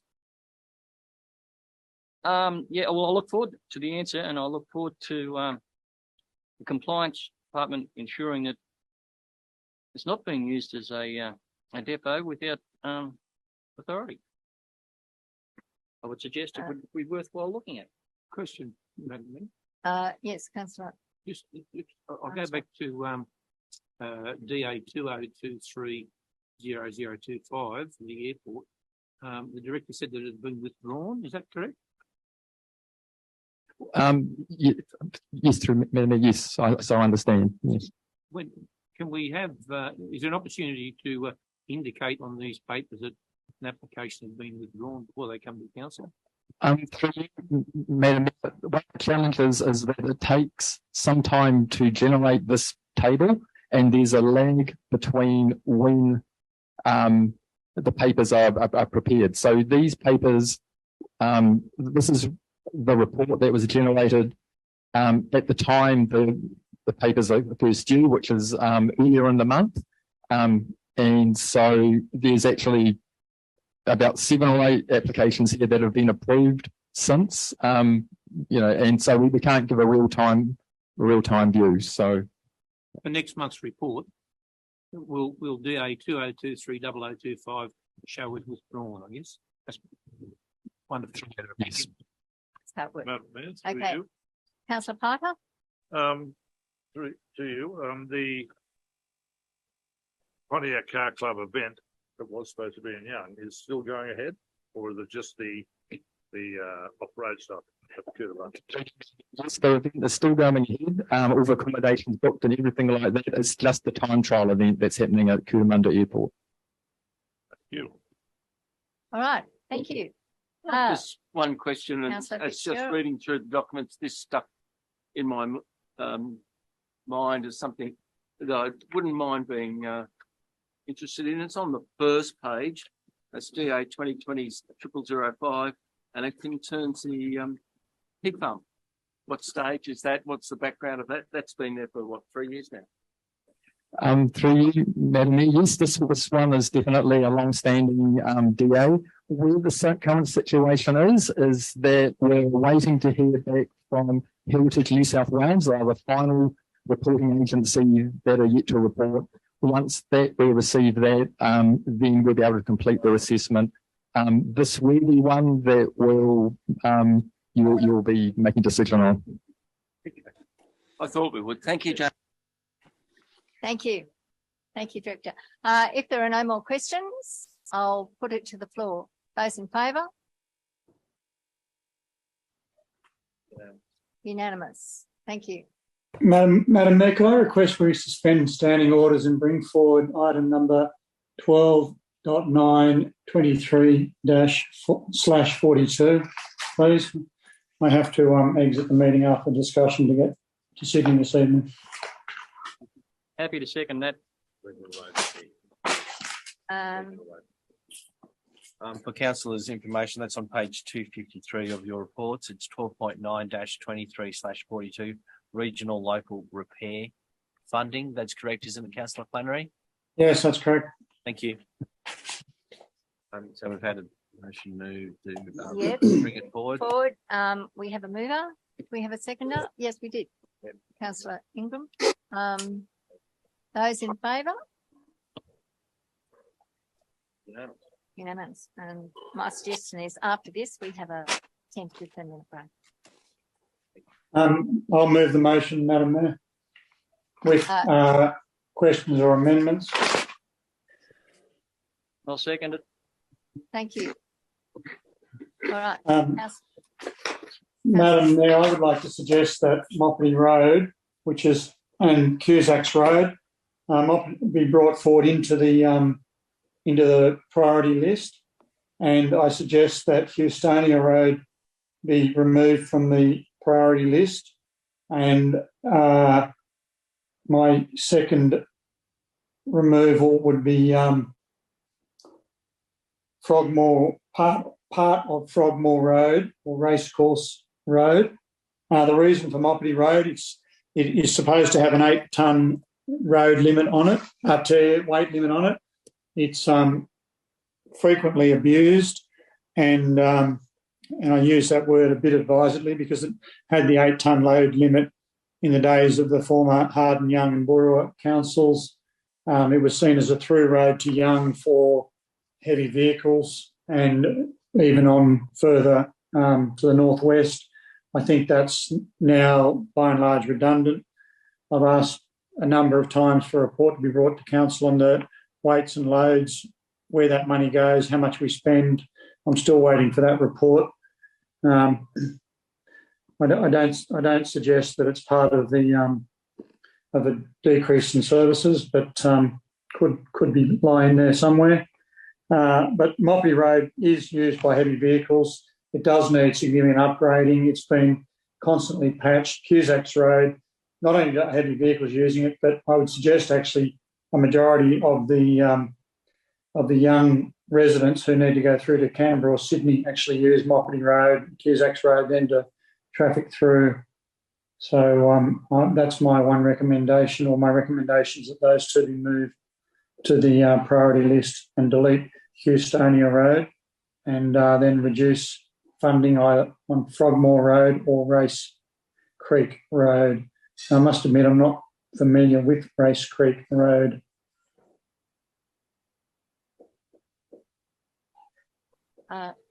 Councillor Ingram has. Thank you, Madam Mayor. Councillor Plenary, I agree with you 50% in what you're saying about Houstonia and Frogmore Road. 300,000 and 600,000. If you just tallied up what was there, you'd find out that the former road network in BOOROWA is $300,000 in front on that report that's sitting in front of you there. But if you go back to the minutes of our last council meeting, which is on page 18 that we adopted, there's Houstonia Road and Frogmore Road on there, on the roads to recovery for 200,000. So they're 200,000 each there. We come to a report here, and they're offered up for 300,000 and 600,000 again. I shake my head at how bad the road network in the former BOOROWA Council is. What makes me shake my head more is Millvale Road's not even on there. I travel by 4 work vehicles. I travelled all again this morning.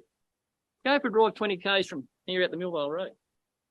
You have to be joking if you don't think, and Councillor Plenary talked about traffic movements.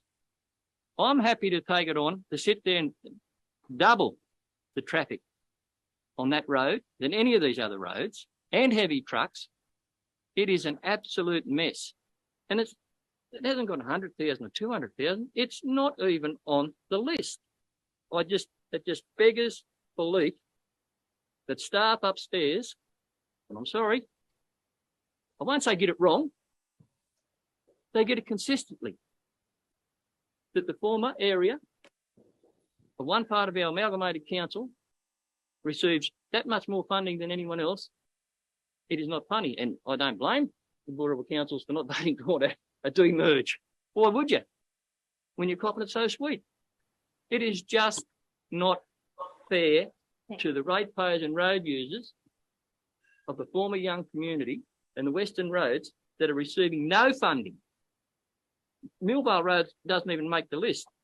The second point is, I am told that the 3 sections in green with reseals have been done.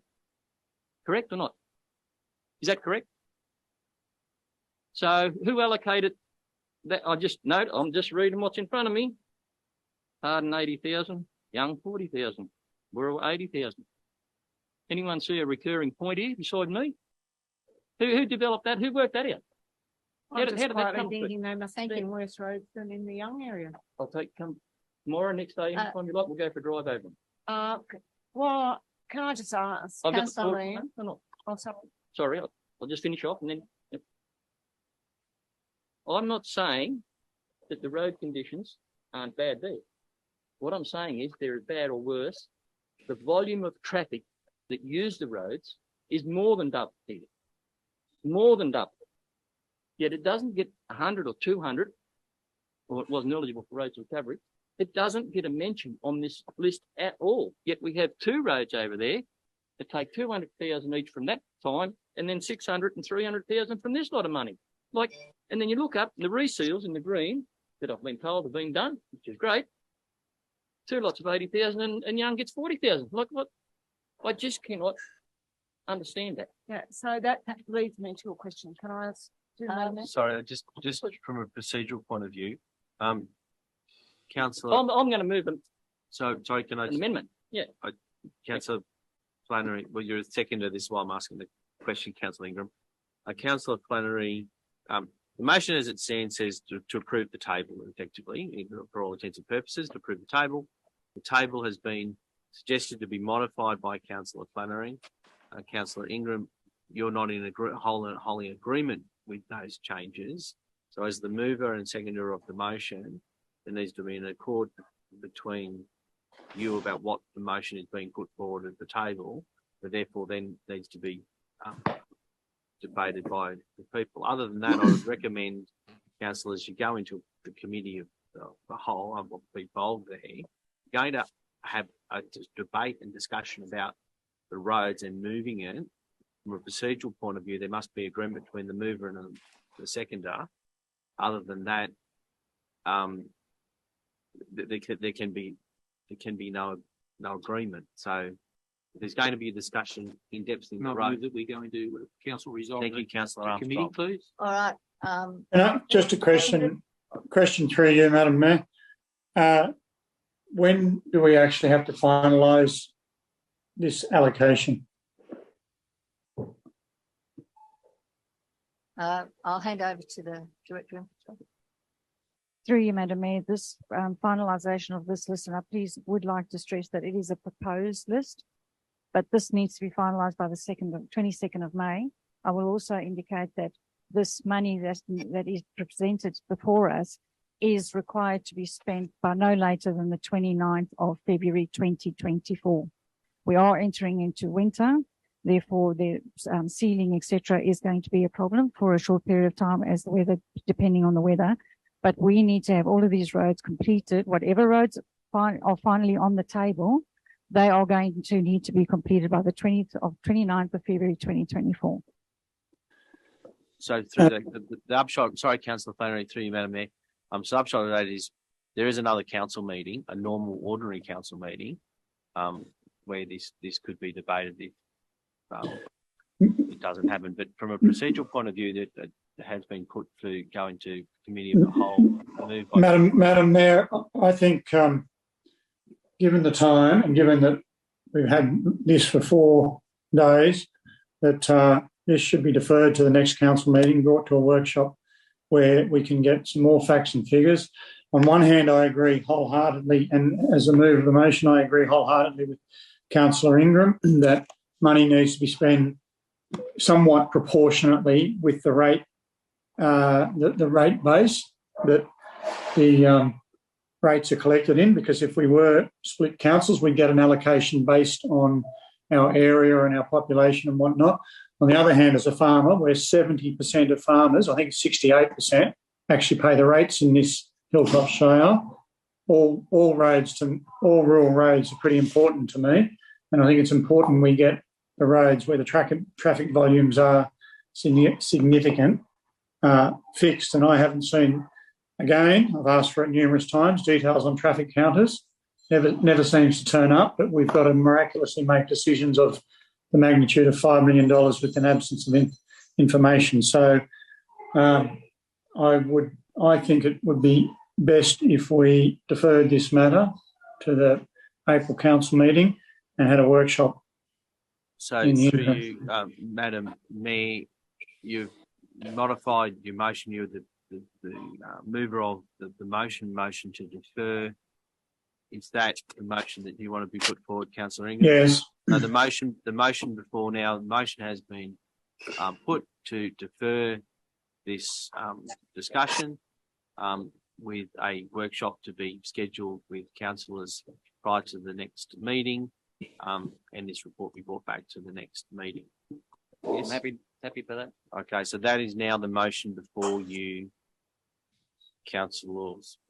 Mr. General Manager, what happened was resolving to be going to committee. I believe I had a second, didn't I? No, unfortunately, that was in debate. So we can go into the committee of the whole. We can go into the committee. Well, we go from a procedural point of view. I think it would be a vote to go into the committee of the whole, and the upshot of that would be the fulfilment of the motion to defer it or not. If in that committee of the whole it seems that the motion to defer would not be successful, not saying any in that regard, we would need to foreshadow that the motion be put forward as is with them, and that's procedural. So first off, it is committee of the whole. Is what I think comes out of that. Okay, so my understanding is that we have a mover and a seconder to move into the committee of the whole. So I'll put it to the floor. I'd like to speak against moving in committee of whole. I don't really see the relevance of, given I believe that I've moved to amend my motion that we defer this, I think bring it back to a workshop and with more information regarding traffic volumes, what other money has been spent, as Councillor Ingham again alluded to. Significant money has been allocated to some of these roads. I think we're just wasting time moving committee of whole, and I restate my motion that we defer the matter. Thank you, Councillor Flannery. Any other voice? Madam Mayor, yes, certainly. I've moved that we move into committee of the whole because I have a number of questions that go to those issues that Councillor Flannery's alluded to, and I don't believe that I had sufficient latitude in the current rules of debate to ask those questions. All right. Thank you, Councillor. Vote. All right, I will move. Those in favour of moving to committee of the whole. Councillor Ingham, Councillor Fitzgerald, Councillor Hewson, Councillor Strong, Councillor Piper, Councillor Dodd. Councillor Flannery, you're voting to go into committee of the whole? Oh, look, I'll support it if Councillor... Okay, thank you, Councillor Flannery. And those against, it's Councillor Mackie and Councillor Rolls. Councillors, you're now in committee of the whole. Committee of the whole. Thank you, Madam Mayor. Councillor Armstrong. Questions to the Director in relation to the data. I do refer specifically to the report 12.10-22/14 fixing local roads grants submissions 2022-23, dated the 24th of August 2022. In particular to the third page of that report, where the following words, the report states, the following table 1 includes roads identified in the November 2020 paper 20/237 fixing local roads grant submission for roads. However, due to the significant extreme weather conditions being experienced over the last 2 years, additional roads have been identified and included in this table 1. So when I look at that, I see that there are significantly 1, 2, 3, 4, 5, 6, 7, 8, 9 of the roads are included in there, and there are also project totals for that. I note that some of those roads were actually included in the roads to recovery funding allocation that council set last council meeting.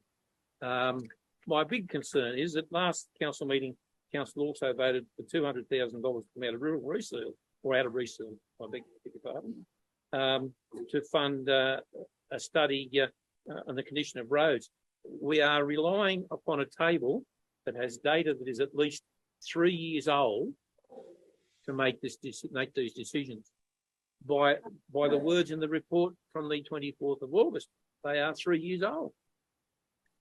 So I just can't see, and add to that, the project totals in that report are in nowhere near it. I guess one of the ones that concerns me the most is the report on the 28th of September, after the meeting followed the 24th of August, where Bribri Road had 43 kilometres that was in need of repair, at a repair cost of $12 million. I don't see Bribri Road in there at all. I don't see it in there at all. So it just concerns me that we've got 43 kilometres of road that needs $12 million worth of work, and council's effectively using the road to recovery funding that was voted last month to do that $12 million worth of work. Loaves and fishes thinking. I can't see it happening. The other point I'd like to make is that the councillor to my right has mentioned that council has adopted a policy or procedure whereby school bus routes were given priority. I note that there is in the column titled bus route on page 255 of this report, there is a yes alongside Cubble Road, yes alongside Kenyu Road, yes alongside Maringo Gap Road, yes alongside Kingsvale Road, yes alongside Cubble Road, yes alongside Began Road, yes alongside Boyo Road or Boyo Road, yes alongside Barwing Road, but there is nothing alongside Frogmore Road, Palestone Road, or Houstonia Road. Both of those three roads in particular have received, by my calculations, $500,000 last month. So I'd very much support the report coming back to council or deferral of this matter, but I would like to know when ARRB, the contractors engaged by council, will have some data that we can actually review the condition of our roads today rather than as they were 3 years ago in some ways. Could I just Thanks, Councillor Armstrong. This could be just Yes. a quick comment. Yes. The negative approach to collecting data in our last meeting, you know, getting in a consultant for 250,000, collecting data for our roads, so we would have a basis for making these important decisions instead of a whole was getting in our cars and going out and making determinations on roads when we're not engineers or anything. So many people were so anti collecting data, and now everyone wants all this information about, you know, the right road to do at the right time. As if we would know more than. Councillor, I'd like to respond to that. Thank you. I'd just like to reassure you that I'm supporting the use of that data because council's already resolved to spend that $200,000. So that's history. We can't change that. Finished. So what I'm saying is that any future decisions should be based upon that data. I don't necessarily have to agree with the spending of the money. There are other ways to do it, but that's history. I've moved on from that. I want to see that data used in the collection, in the determination of where this $5 million gets spent. So can I ask a simple question to Pauline? When those conditions are rated, you've got 5 and some, and then someone just, a squeaky wheel in the room might say, well, you've got 5. You've obviously used some sort of nous about giving that 5, but I want some money spent towards the one that you've got 3 against. Like, I don't understand that. If you want to respect data and experience, but yet we can come into a room and say, well, look, I've got people on the Bribri Road or on the Millvale Road or whatever. I think that's more important than the Frogmore Road. I've never been on the Frogmore Road, don't even know who's out there, don't know if there's a school bus on there, but I think we could move some money from the Frogmore Road to the Bribri Road or whatever road you want to choose. I don't get that. Just to respond to that, I do know where Frogmore Road is. I have been on it. Thank you. Okay, thank you. Through you, Madam Mayor. Yes, some of those previous reports, Councillor Armstrong, and I've written them down and I'll go back and have a check on them. But some of those previous reports, like the fixing local roads ones, we continuously put in applications for funding. And the fixing local road one was one particular funding application that we did that we didn't get any of those roads. So each time we do look at funding, we have to reassess whether we've actually got that funding. Doesn't take away the fact that we need to work on those roads. It means that we now need to continue, and we've always said we continue to seek funding to ensure that we can do the roads that we've already identified.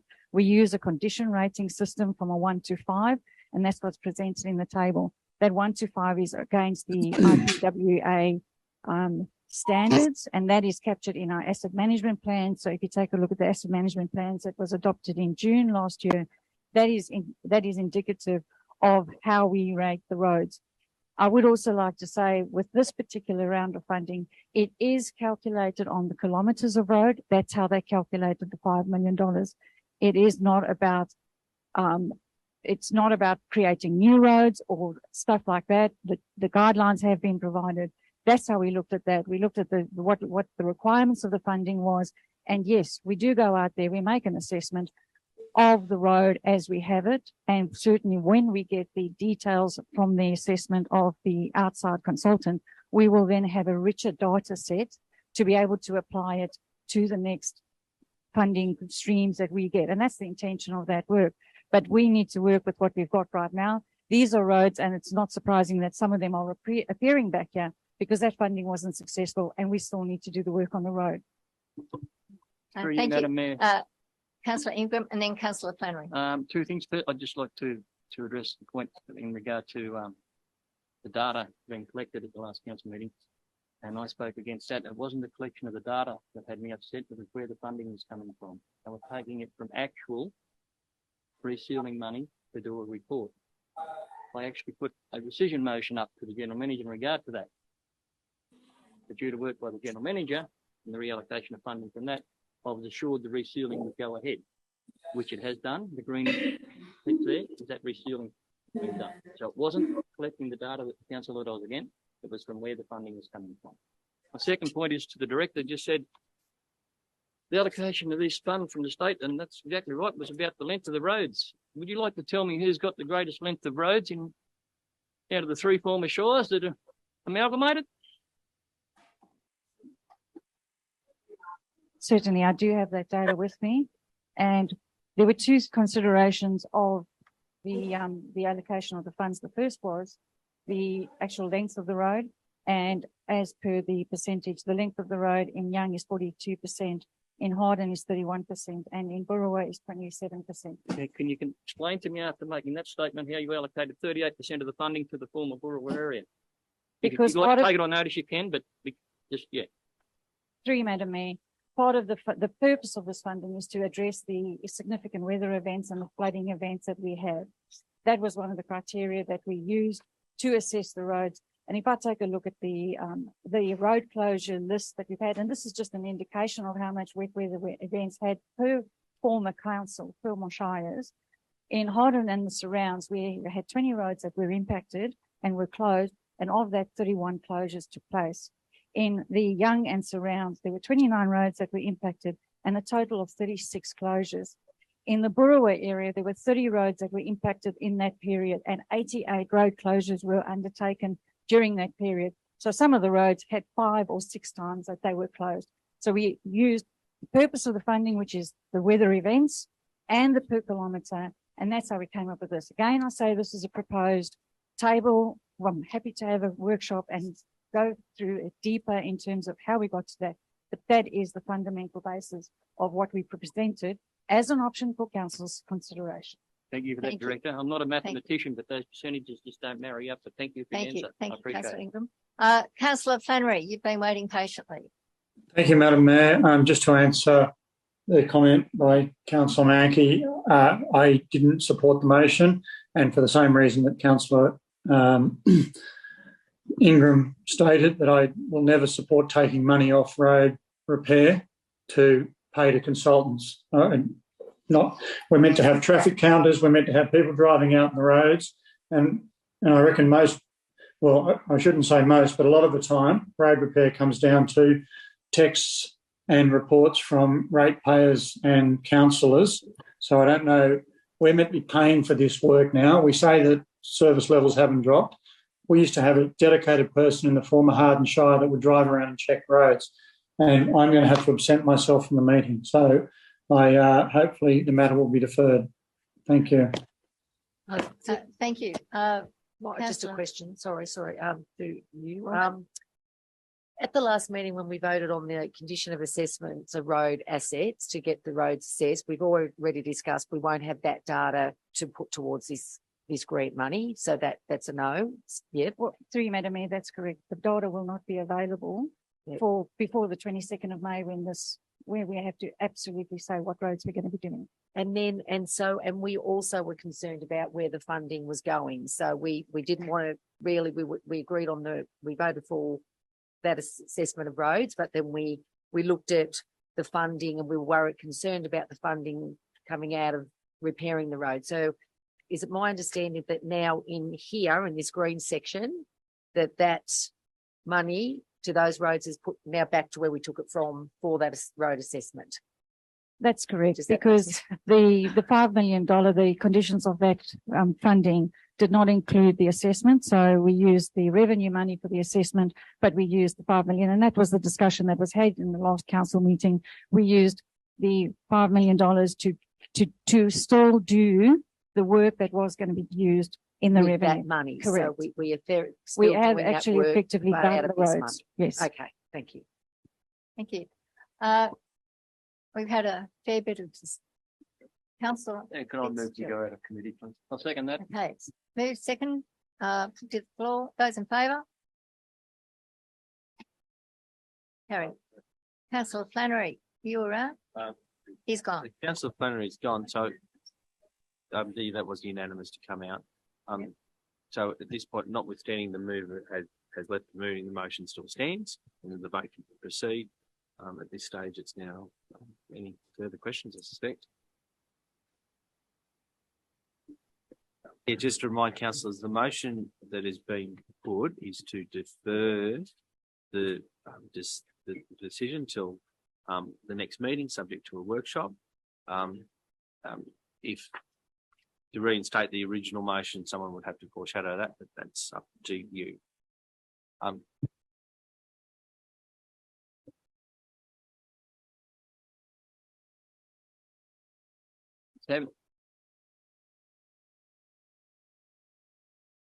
No, so through you, Madam Mayor, the motion that is there is to defer the item, and that is the motion. The receive and note the report and adopt. That's no longer on the table. The motion is to defer the item. If the councillor would like to foreshadow that, to bring that back, to not do it, you can do that. But if the motion passes, the foreshadowed motion is not to be debated. So, all right. So the motion before us is to defer this item with workshop to be scheduled and brought back to council. Yes. And if no one foreshadows it, and it's lost and it comes back anyway. It's clear. All right. Okay. I will put it to the floor. Those in favour? Unanimous. Unanimous. Thank you. Excuse me, Madam Mayor. Yes, councillor. I've been battling a fever for about the last 24 hours and I'm quite unwell, so I'm going to excuse myself from the meeting as well. Thank you, councillor Stedler. Thank you. Thank you. I would like to move motion that we adjourn for 10 to 15 minutes. We have now been going for over 7. Oh, we've got a bit. So I'll move it. Do I have a seconder? Okay. Those in favour? Those in favour? Councillor Steele, Councillor Mackie, Councillor Roll, Councillor Dodd have moved. It's 1, 2, 3, 4. Those who vote against leaving, Councillor Ingram, Councillor Okay, Madison. Madam Mayor, can I suggest that perhaps you would, if you were to put that motion again, at the immediately prior to the closed section, perhaps there might be a different result.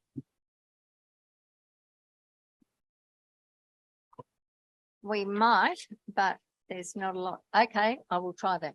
Thank you. Well, let's proceed. Let's go on. And we're back at,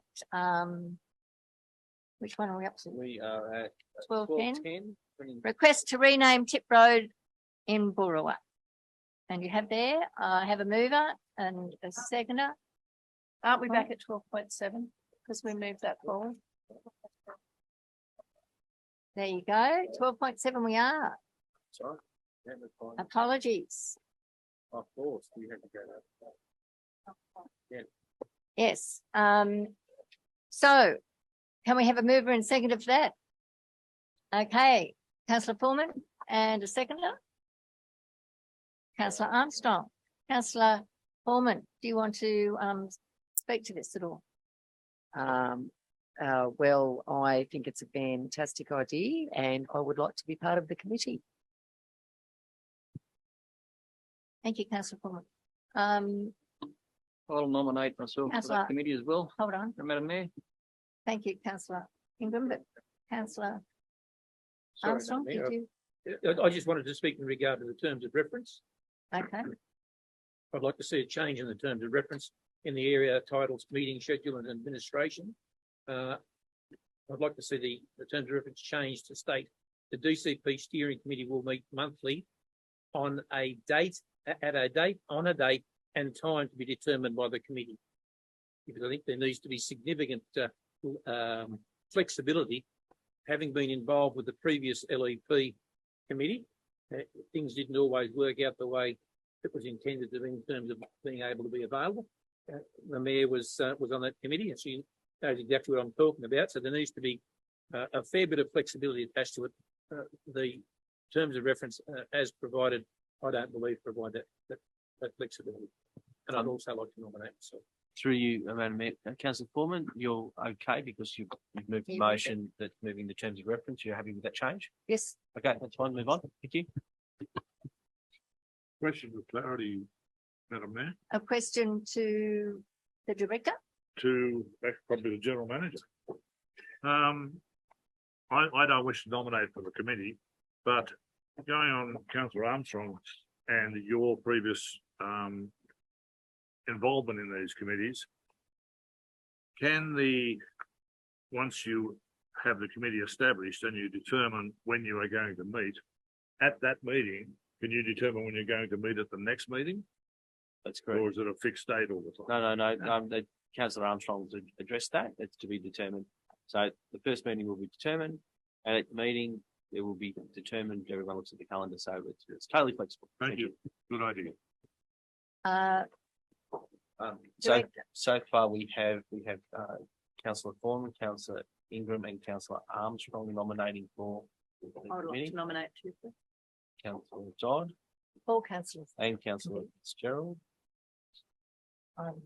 Councillor Rolls. Just to remind councillors, although being on the committee then reports back to council, council then votes upon it. And as with all committees, even if you are not an active member per the resolution here, you can attend those meetings. You just won't vote on it. But ultimately, that may not matter because you get to vote on it later in this chamber. So you don't feel compelled to nominate now if your scheduling doesn't allow for that, but you are welcome to those meetings. Thank you, Madam Mayor. Director of Planning, would you like to comment since this is your baby? Through you, Madam Mayor. Absolutely. One of the things about this is that because it's the DCP and there's a lot more discretion about the design and how we go about the process of preparing the plan, we really want this to be a councillor-driven steering group. And so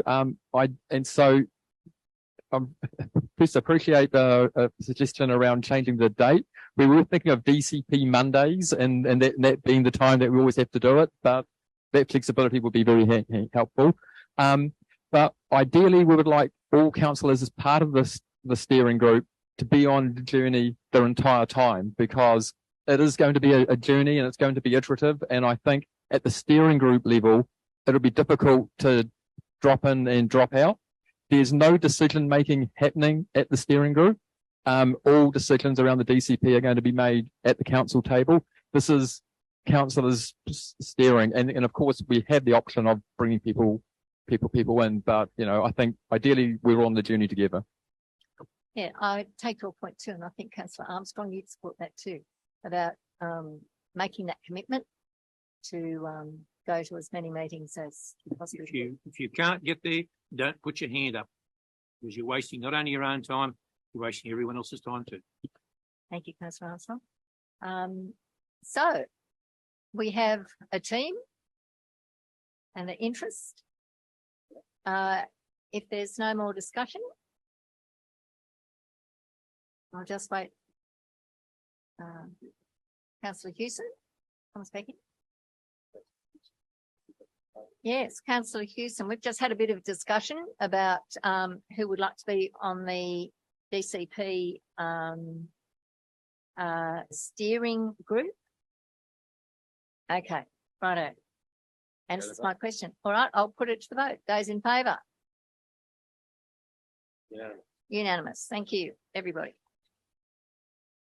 We'll turn to 12.8, dwelling house at Victoria Gully Road, Young. Do I have a mover? Thank you. Councillor Fitzgerald, a seconder. Councillor Dodd. Any queries, questions? Councillor Armstrong. Thank you, Madam Mayor. This application is asking for a fairly significant decrease in the minimum lot size for a building entitlement. I'm just 63%, I think it is.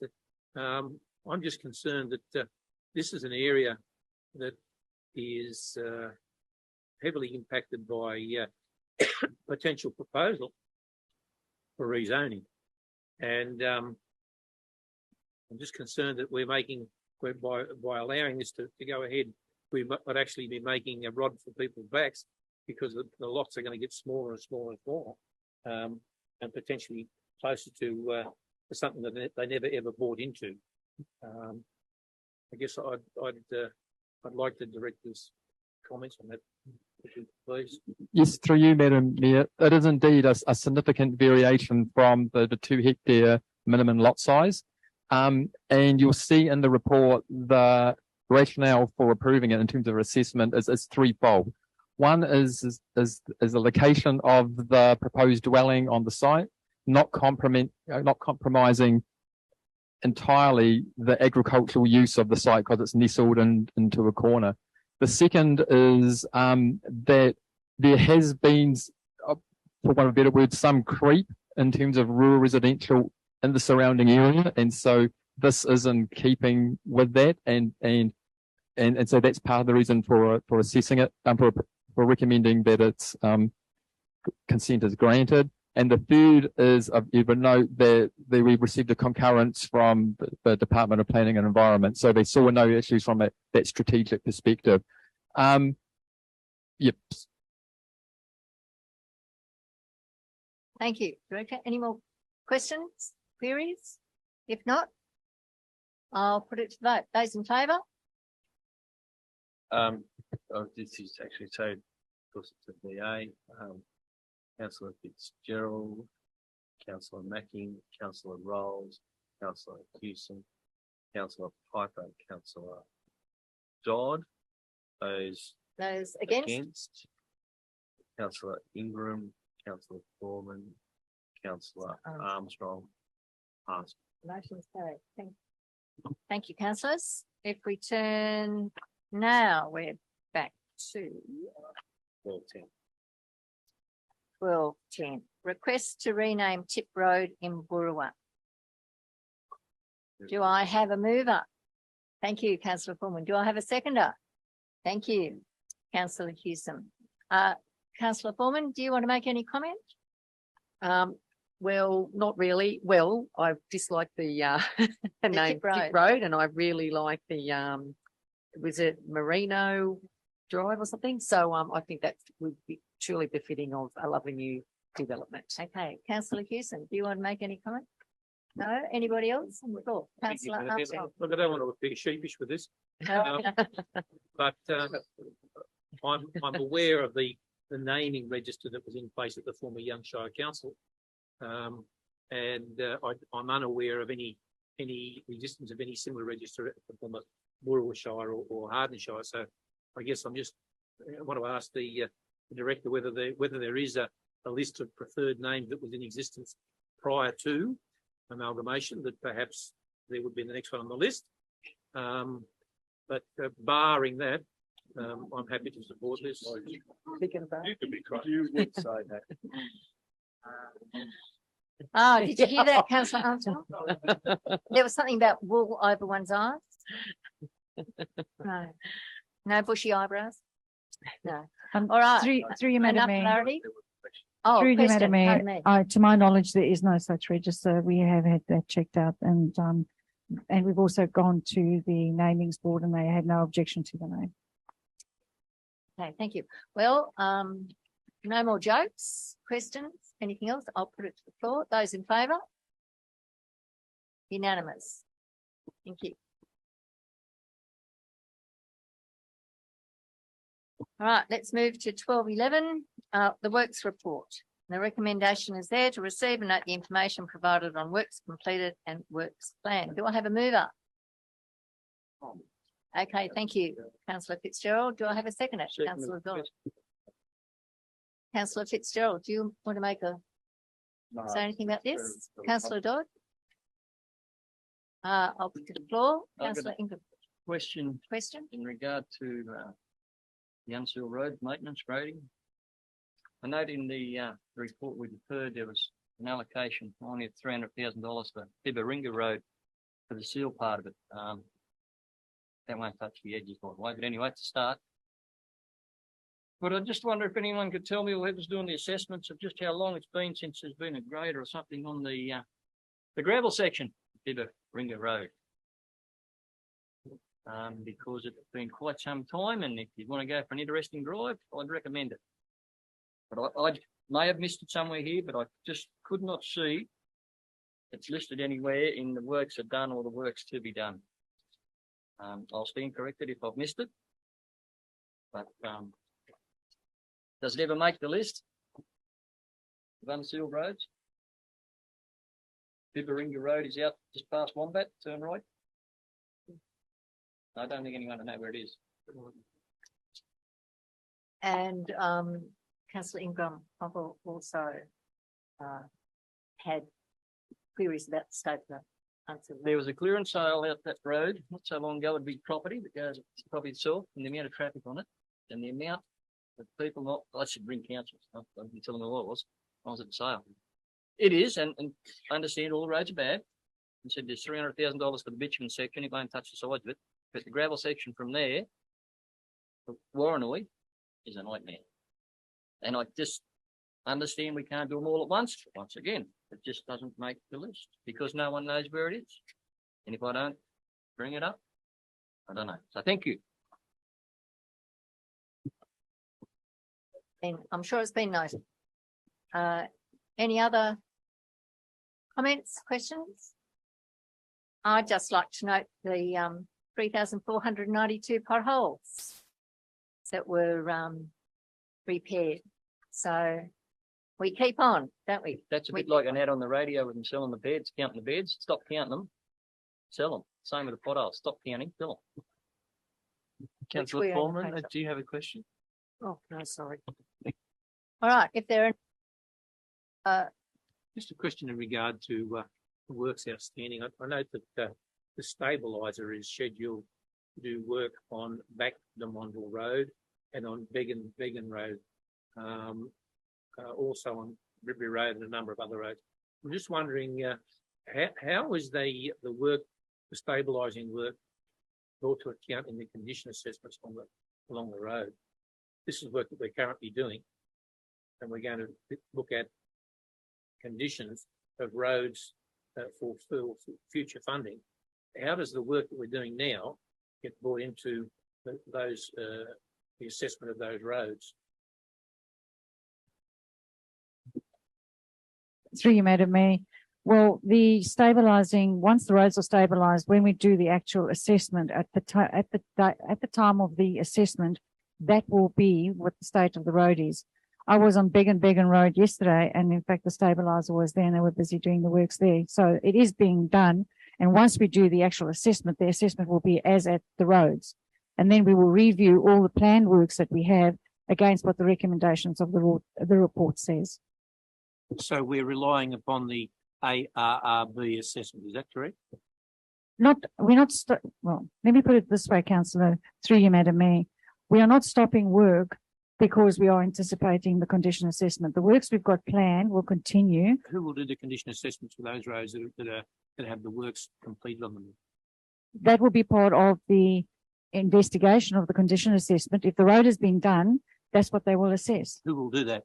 ARRB will do that. Thank you very much. All right, if there are no more questions, I'll put it to the vote. Those in favour?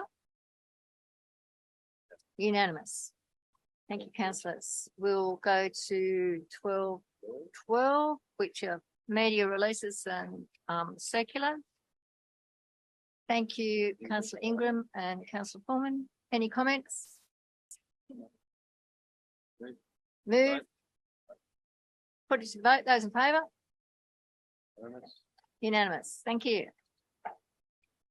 12.13, which is Hilltops Council Local Traffic Advisory Committee meeting. The recommendation is there. Do I have a mover? Thank you, Councillor Ingram. Thank you, Councillor Fitzgerald. Madam Mayor, I've got a question. Yes, to the Chair. Councillor Armstrong. In the reports, I note that there's a Pontiac Car Club shall have a public liability insurance policy for a minimum amount of $20 million for events held on council roads and network for public roads. However, for the vehicle time trials, a higher public liability may be required. I'm just wondering, was it required and who was required by? No, it wasn't required, as the conditions for the time trial at the airport, they were unable to meet them, the Pontiac Car Club, and they went to, as we discussed earlier, Cootamundra. I'm sorry, but the recommendations that were in the minutes, almost those same words came back from the council.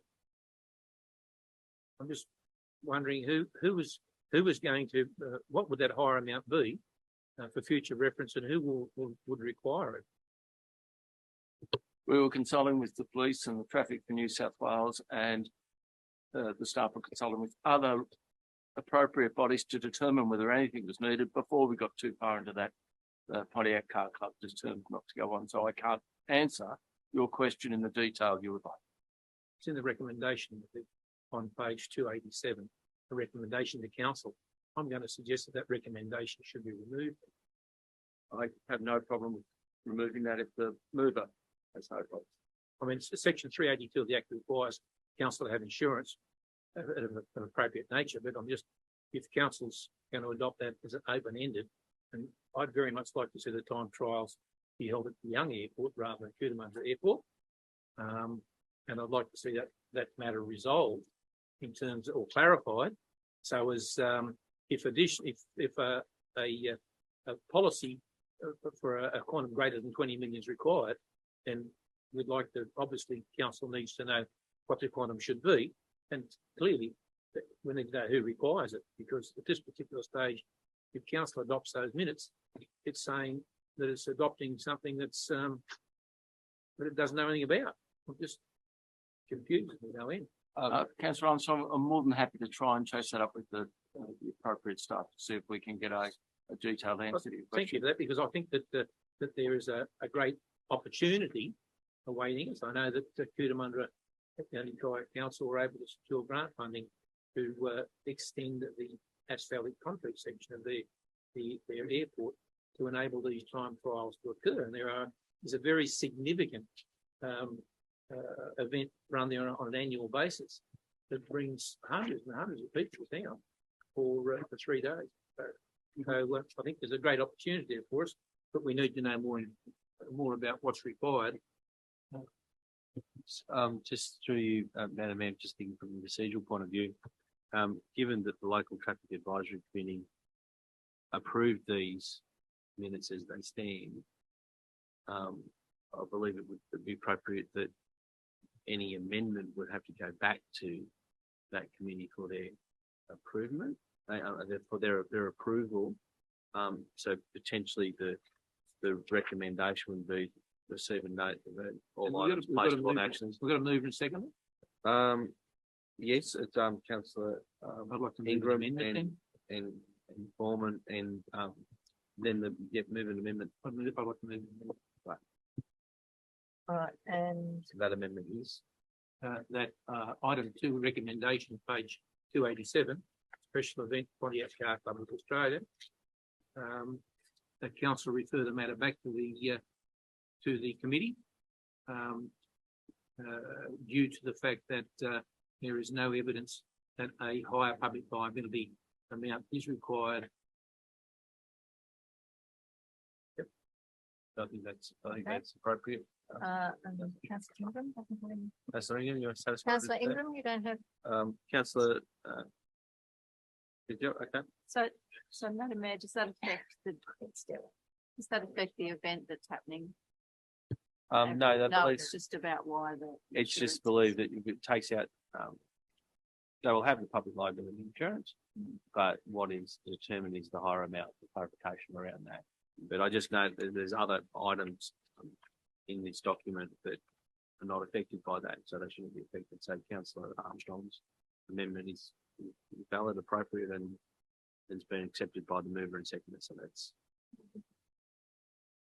Oh, actually, no, he's moved an amendment that's been accepted by the mover and seconder, so we don't have to vote upon it because it's been moved. It becomes motion. No.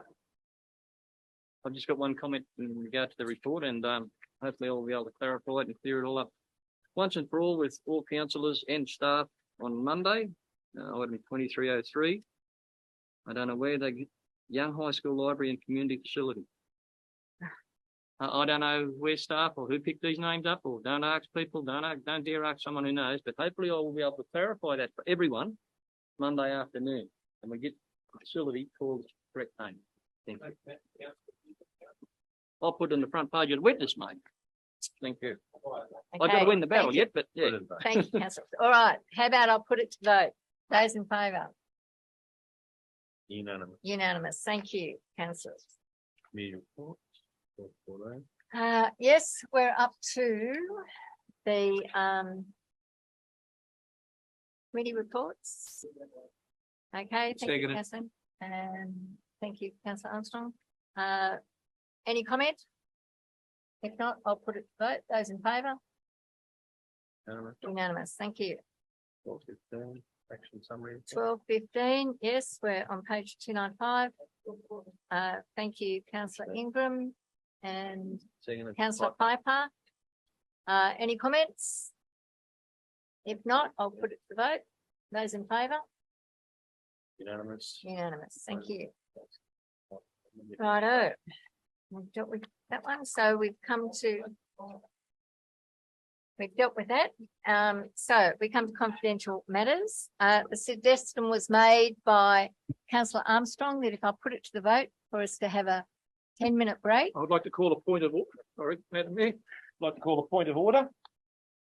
Yes. And I'll refer to item 14.1 of the Code of Meeting Practice. There's an item in there that is in closed council that I believe it does not fit the criteria for closed council, and I'll ask the General Manager to confirm the reason specifically for that one. Thank you, Councillor Armstrong. Thank you, Councillor Armstrong. The report is the draft building the underground assets policy. I will defer to the CFO, who also is a governance officer, to talk the legal advice that we had in relation to why we believe the document the report needs to be in confidential, notwithstanding the policy itself would be released for public exhibition in 28 days. Mr. Smith. Yeah, thank you, Madam Mayor. Yes, that's the advice that was received. I can't add any more than that, but they felt that the document should be included in confidential, and then obviously council will vote on that, and then it will then be put out on public display for 28 days. Is that sufficient? I don't think it's the question, sorry, Mr. General Manager. I don't. That doesn't cut the mustard as far as the code of meeting practice goes. What we need to specifically, there are a number of items in there that this must specifically address. So can we please be advised which one it specifically addresses? Because I don't believe it addresses any of them, given the nature of the advice. Through you, Madam Mayor, the legal advice is wrapped up in that legal advice is subject to a legal professional privilege. That is the advice that we received. If it was the report, and this is the advice we received, the report was put in public, that safeguard would not be availed to council, and I would put it that that the information that would, if disclosed, prejudice the maintenance of law being the adherence for council to maintain its legal privilege to protect the legal advice that it's had. That's where I would see it. I'm sorry, but councillors, I can't agree with that. This is clearly not information that, if disclosed, would prejudice the maintenance of law, in that it is a common knowledge in regards to that particular matter. It is not advice concerning litigation or advice that would otherwise be privileged for production in legal proceedings, because it is essentially, as previously advised in an open council meeting, a given fact. Through you, councillors, I'm in your hands. We've responded to your question, councillor, and if councillors decide to vote it out, so be it. Councillors, the reason that I brought this up, I've raised this point of order, is because this is a policy that we're going to put out to our community to comment on. The reason is it was amended, was come back to be amended. Were made public during its last production at council. So I'm, as I said, I'm just concerned that this is coming to a closed session of council absolutely unnecessarily. Can I ask through Madam Mayor, or actually to the GM? You consulted legal advice, and that was your legal advice. So I would suggest that we would pursue the legal advice. Thank you.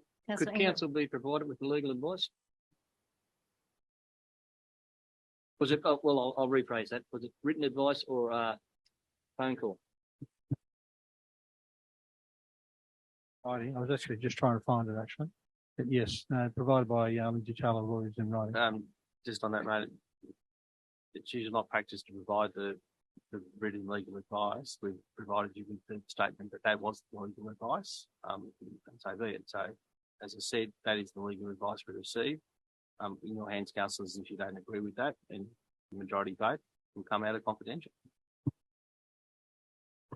Okay. Thank you, Madam. Did they give any reasoning behind the decision to make it confidential?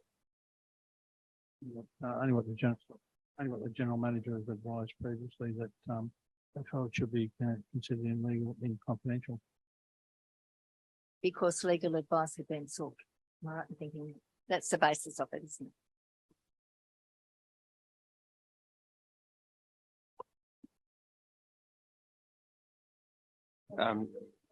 Through Madam Mayor, Thank you. A point of order has been raised by Councillor Armstrong. You can rule on that point of order. Okay. I move, or I am of the opinion that it should be in confidential, just on the basis that legal advice was given to us that it should be considered in confidential. That is the reason. Okay, thank you. Thank you, Councillor Ingram. Okay, and Councillor Fitzgerald. Righto. All those in favour? All those in favour? Unanimous. I'll just ask. Councillor Armstrong? Oh, sorry. I thought your hand. I'm sorry. No, that's right. I'm sorry. Yep. Dissenting vote. Councillor Armstrong again. All right, we're back on. Thank you, councillors. Coming out of confidential now, the resolutions that council passed whilst in confidential 15.2-23/51 draft building the underground assets policy. Council resolved to receive a note report and endorse the draft building the underground assets policy be placed on a public exhibition for a 28-day period of community consultation. Council also resolved at 15.3-23/52 award of contract RFT 000007 supply and delivery of bituminous materials panel. Council resolved that they received the report on the RFT supply and delivery of bituminous materials. B, appoint the following successful suppliers to the panel for the supply and delivery of bituminous materials. And C, delegate authority to the general manager to execute all necessary documentation associated with its contract. Finally, add to report 15.4-23/53 Galong Road project land acquisition. The council approved the additional land acquisition in land purposes as reported in the report. Execute the acquisition document with the landowners for the acquisition of the land with those lots. C, pay each landowner the compensation in agreed amount as provided in the report. And D, delegate to the general manager the authority to execute all necessary documentation on behalf of council. Thank you, Madam Mayor. Thank you, Mr. GM, and thank you, councillors. With that, we'll close the meeting, and we will say at 7:47 p.m. So thank you, and thank you all for your contribution to our Hilltops.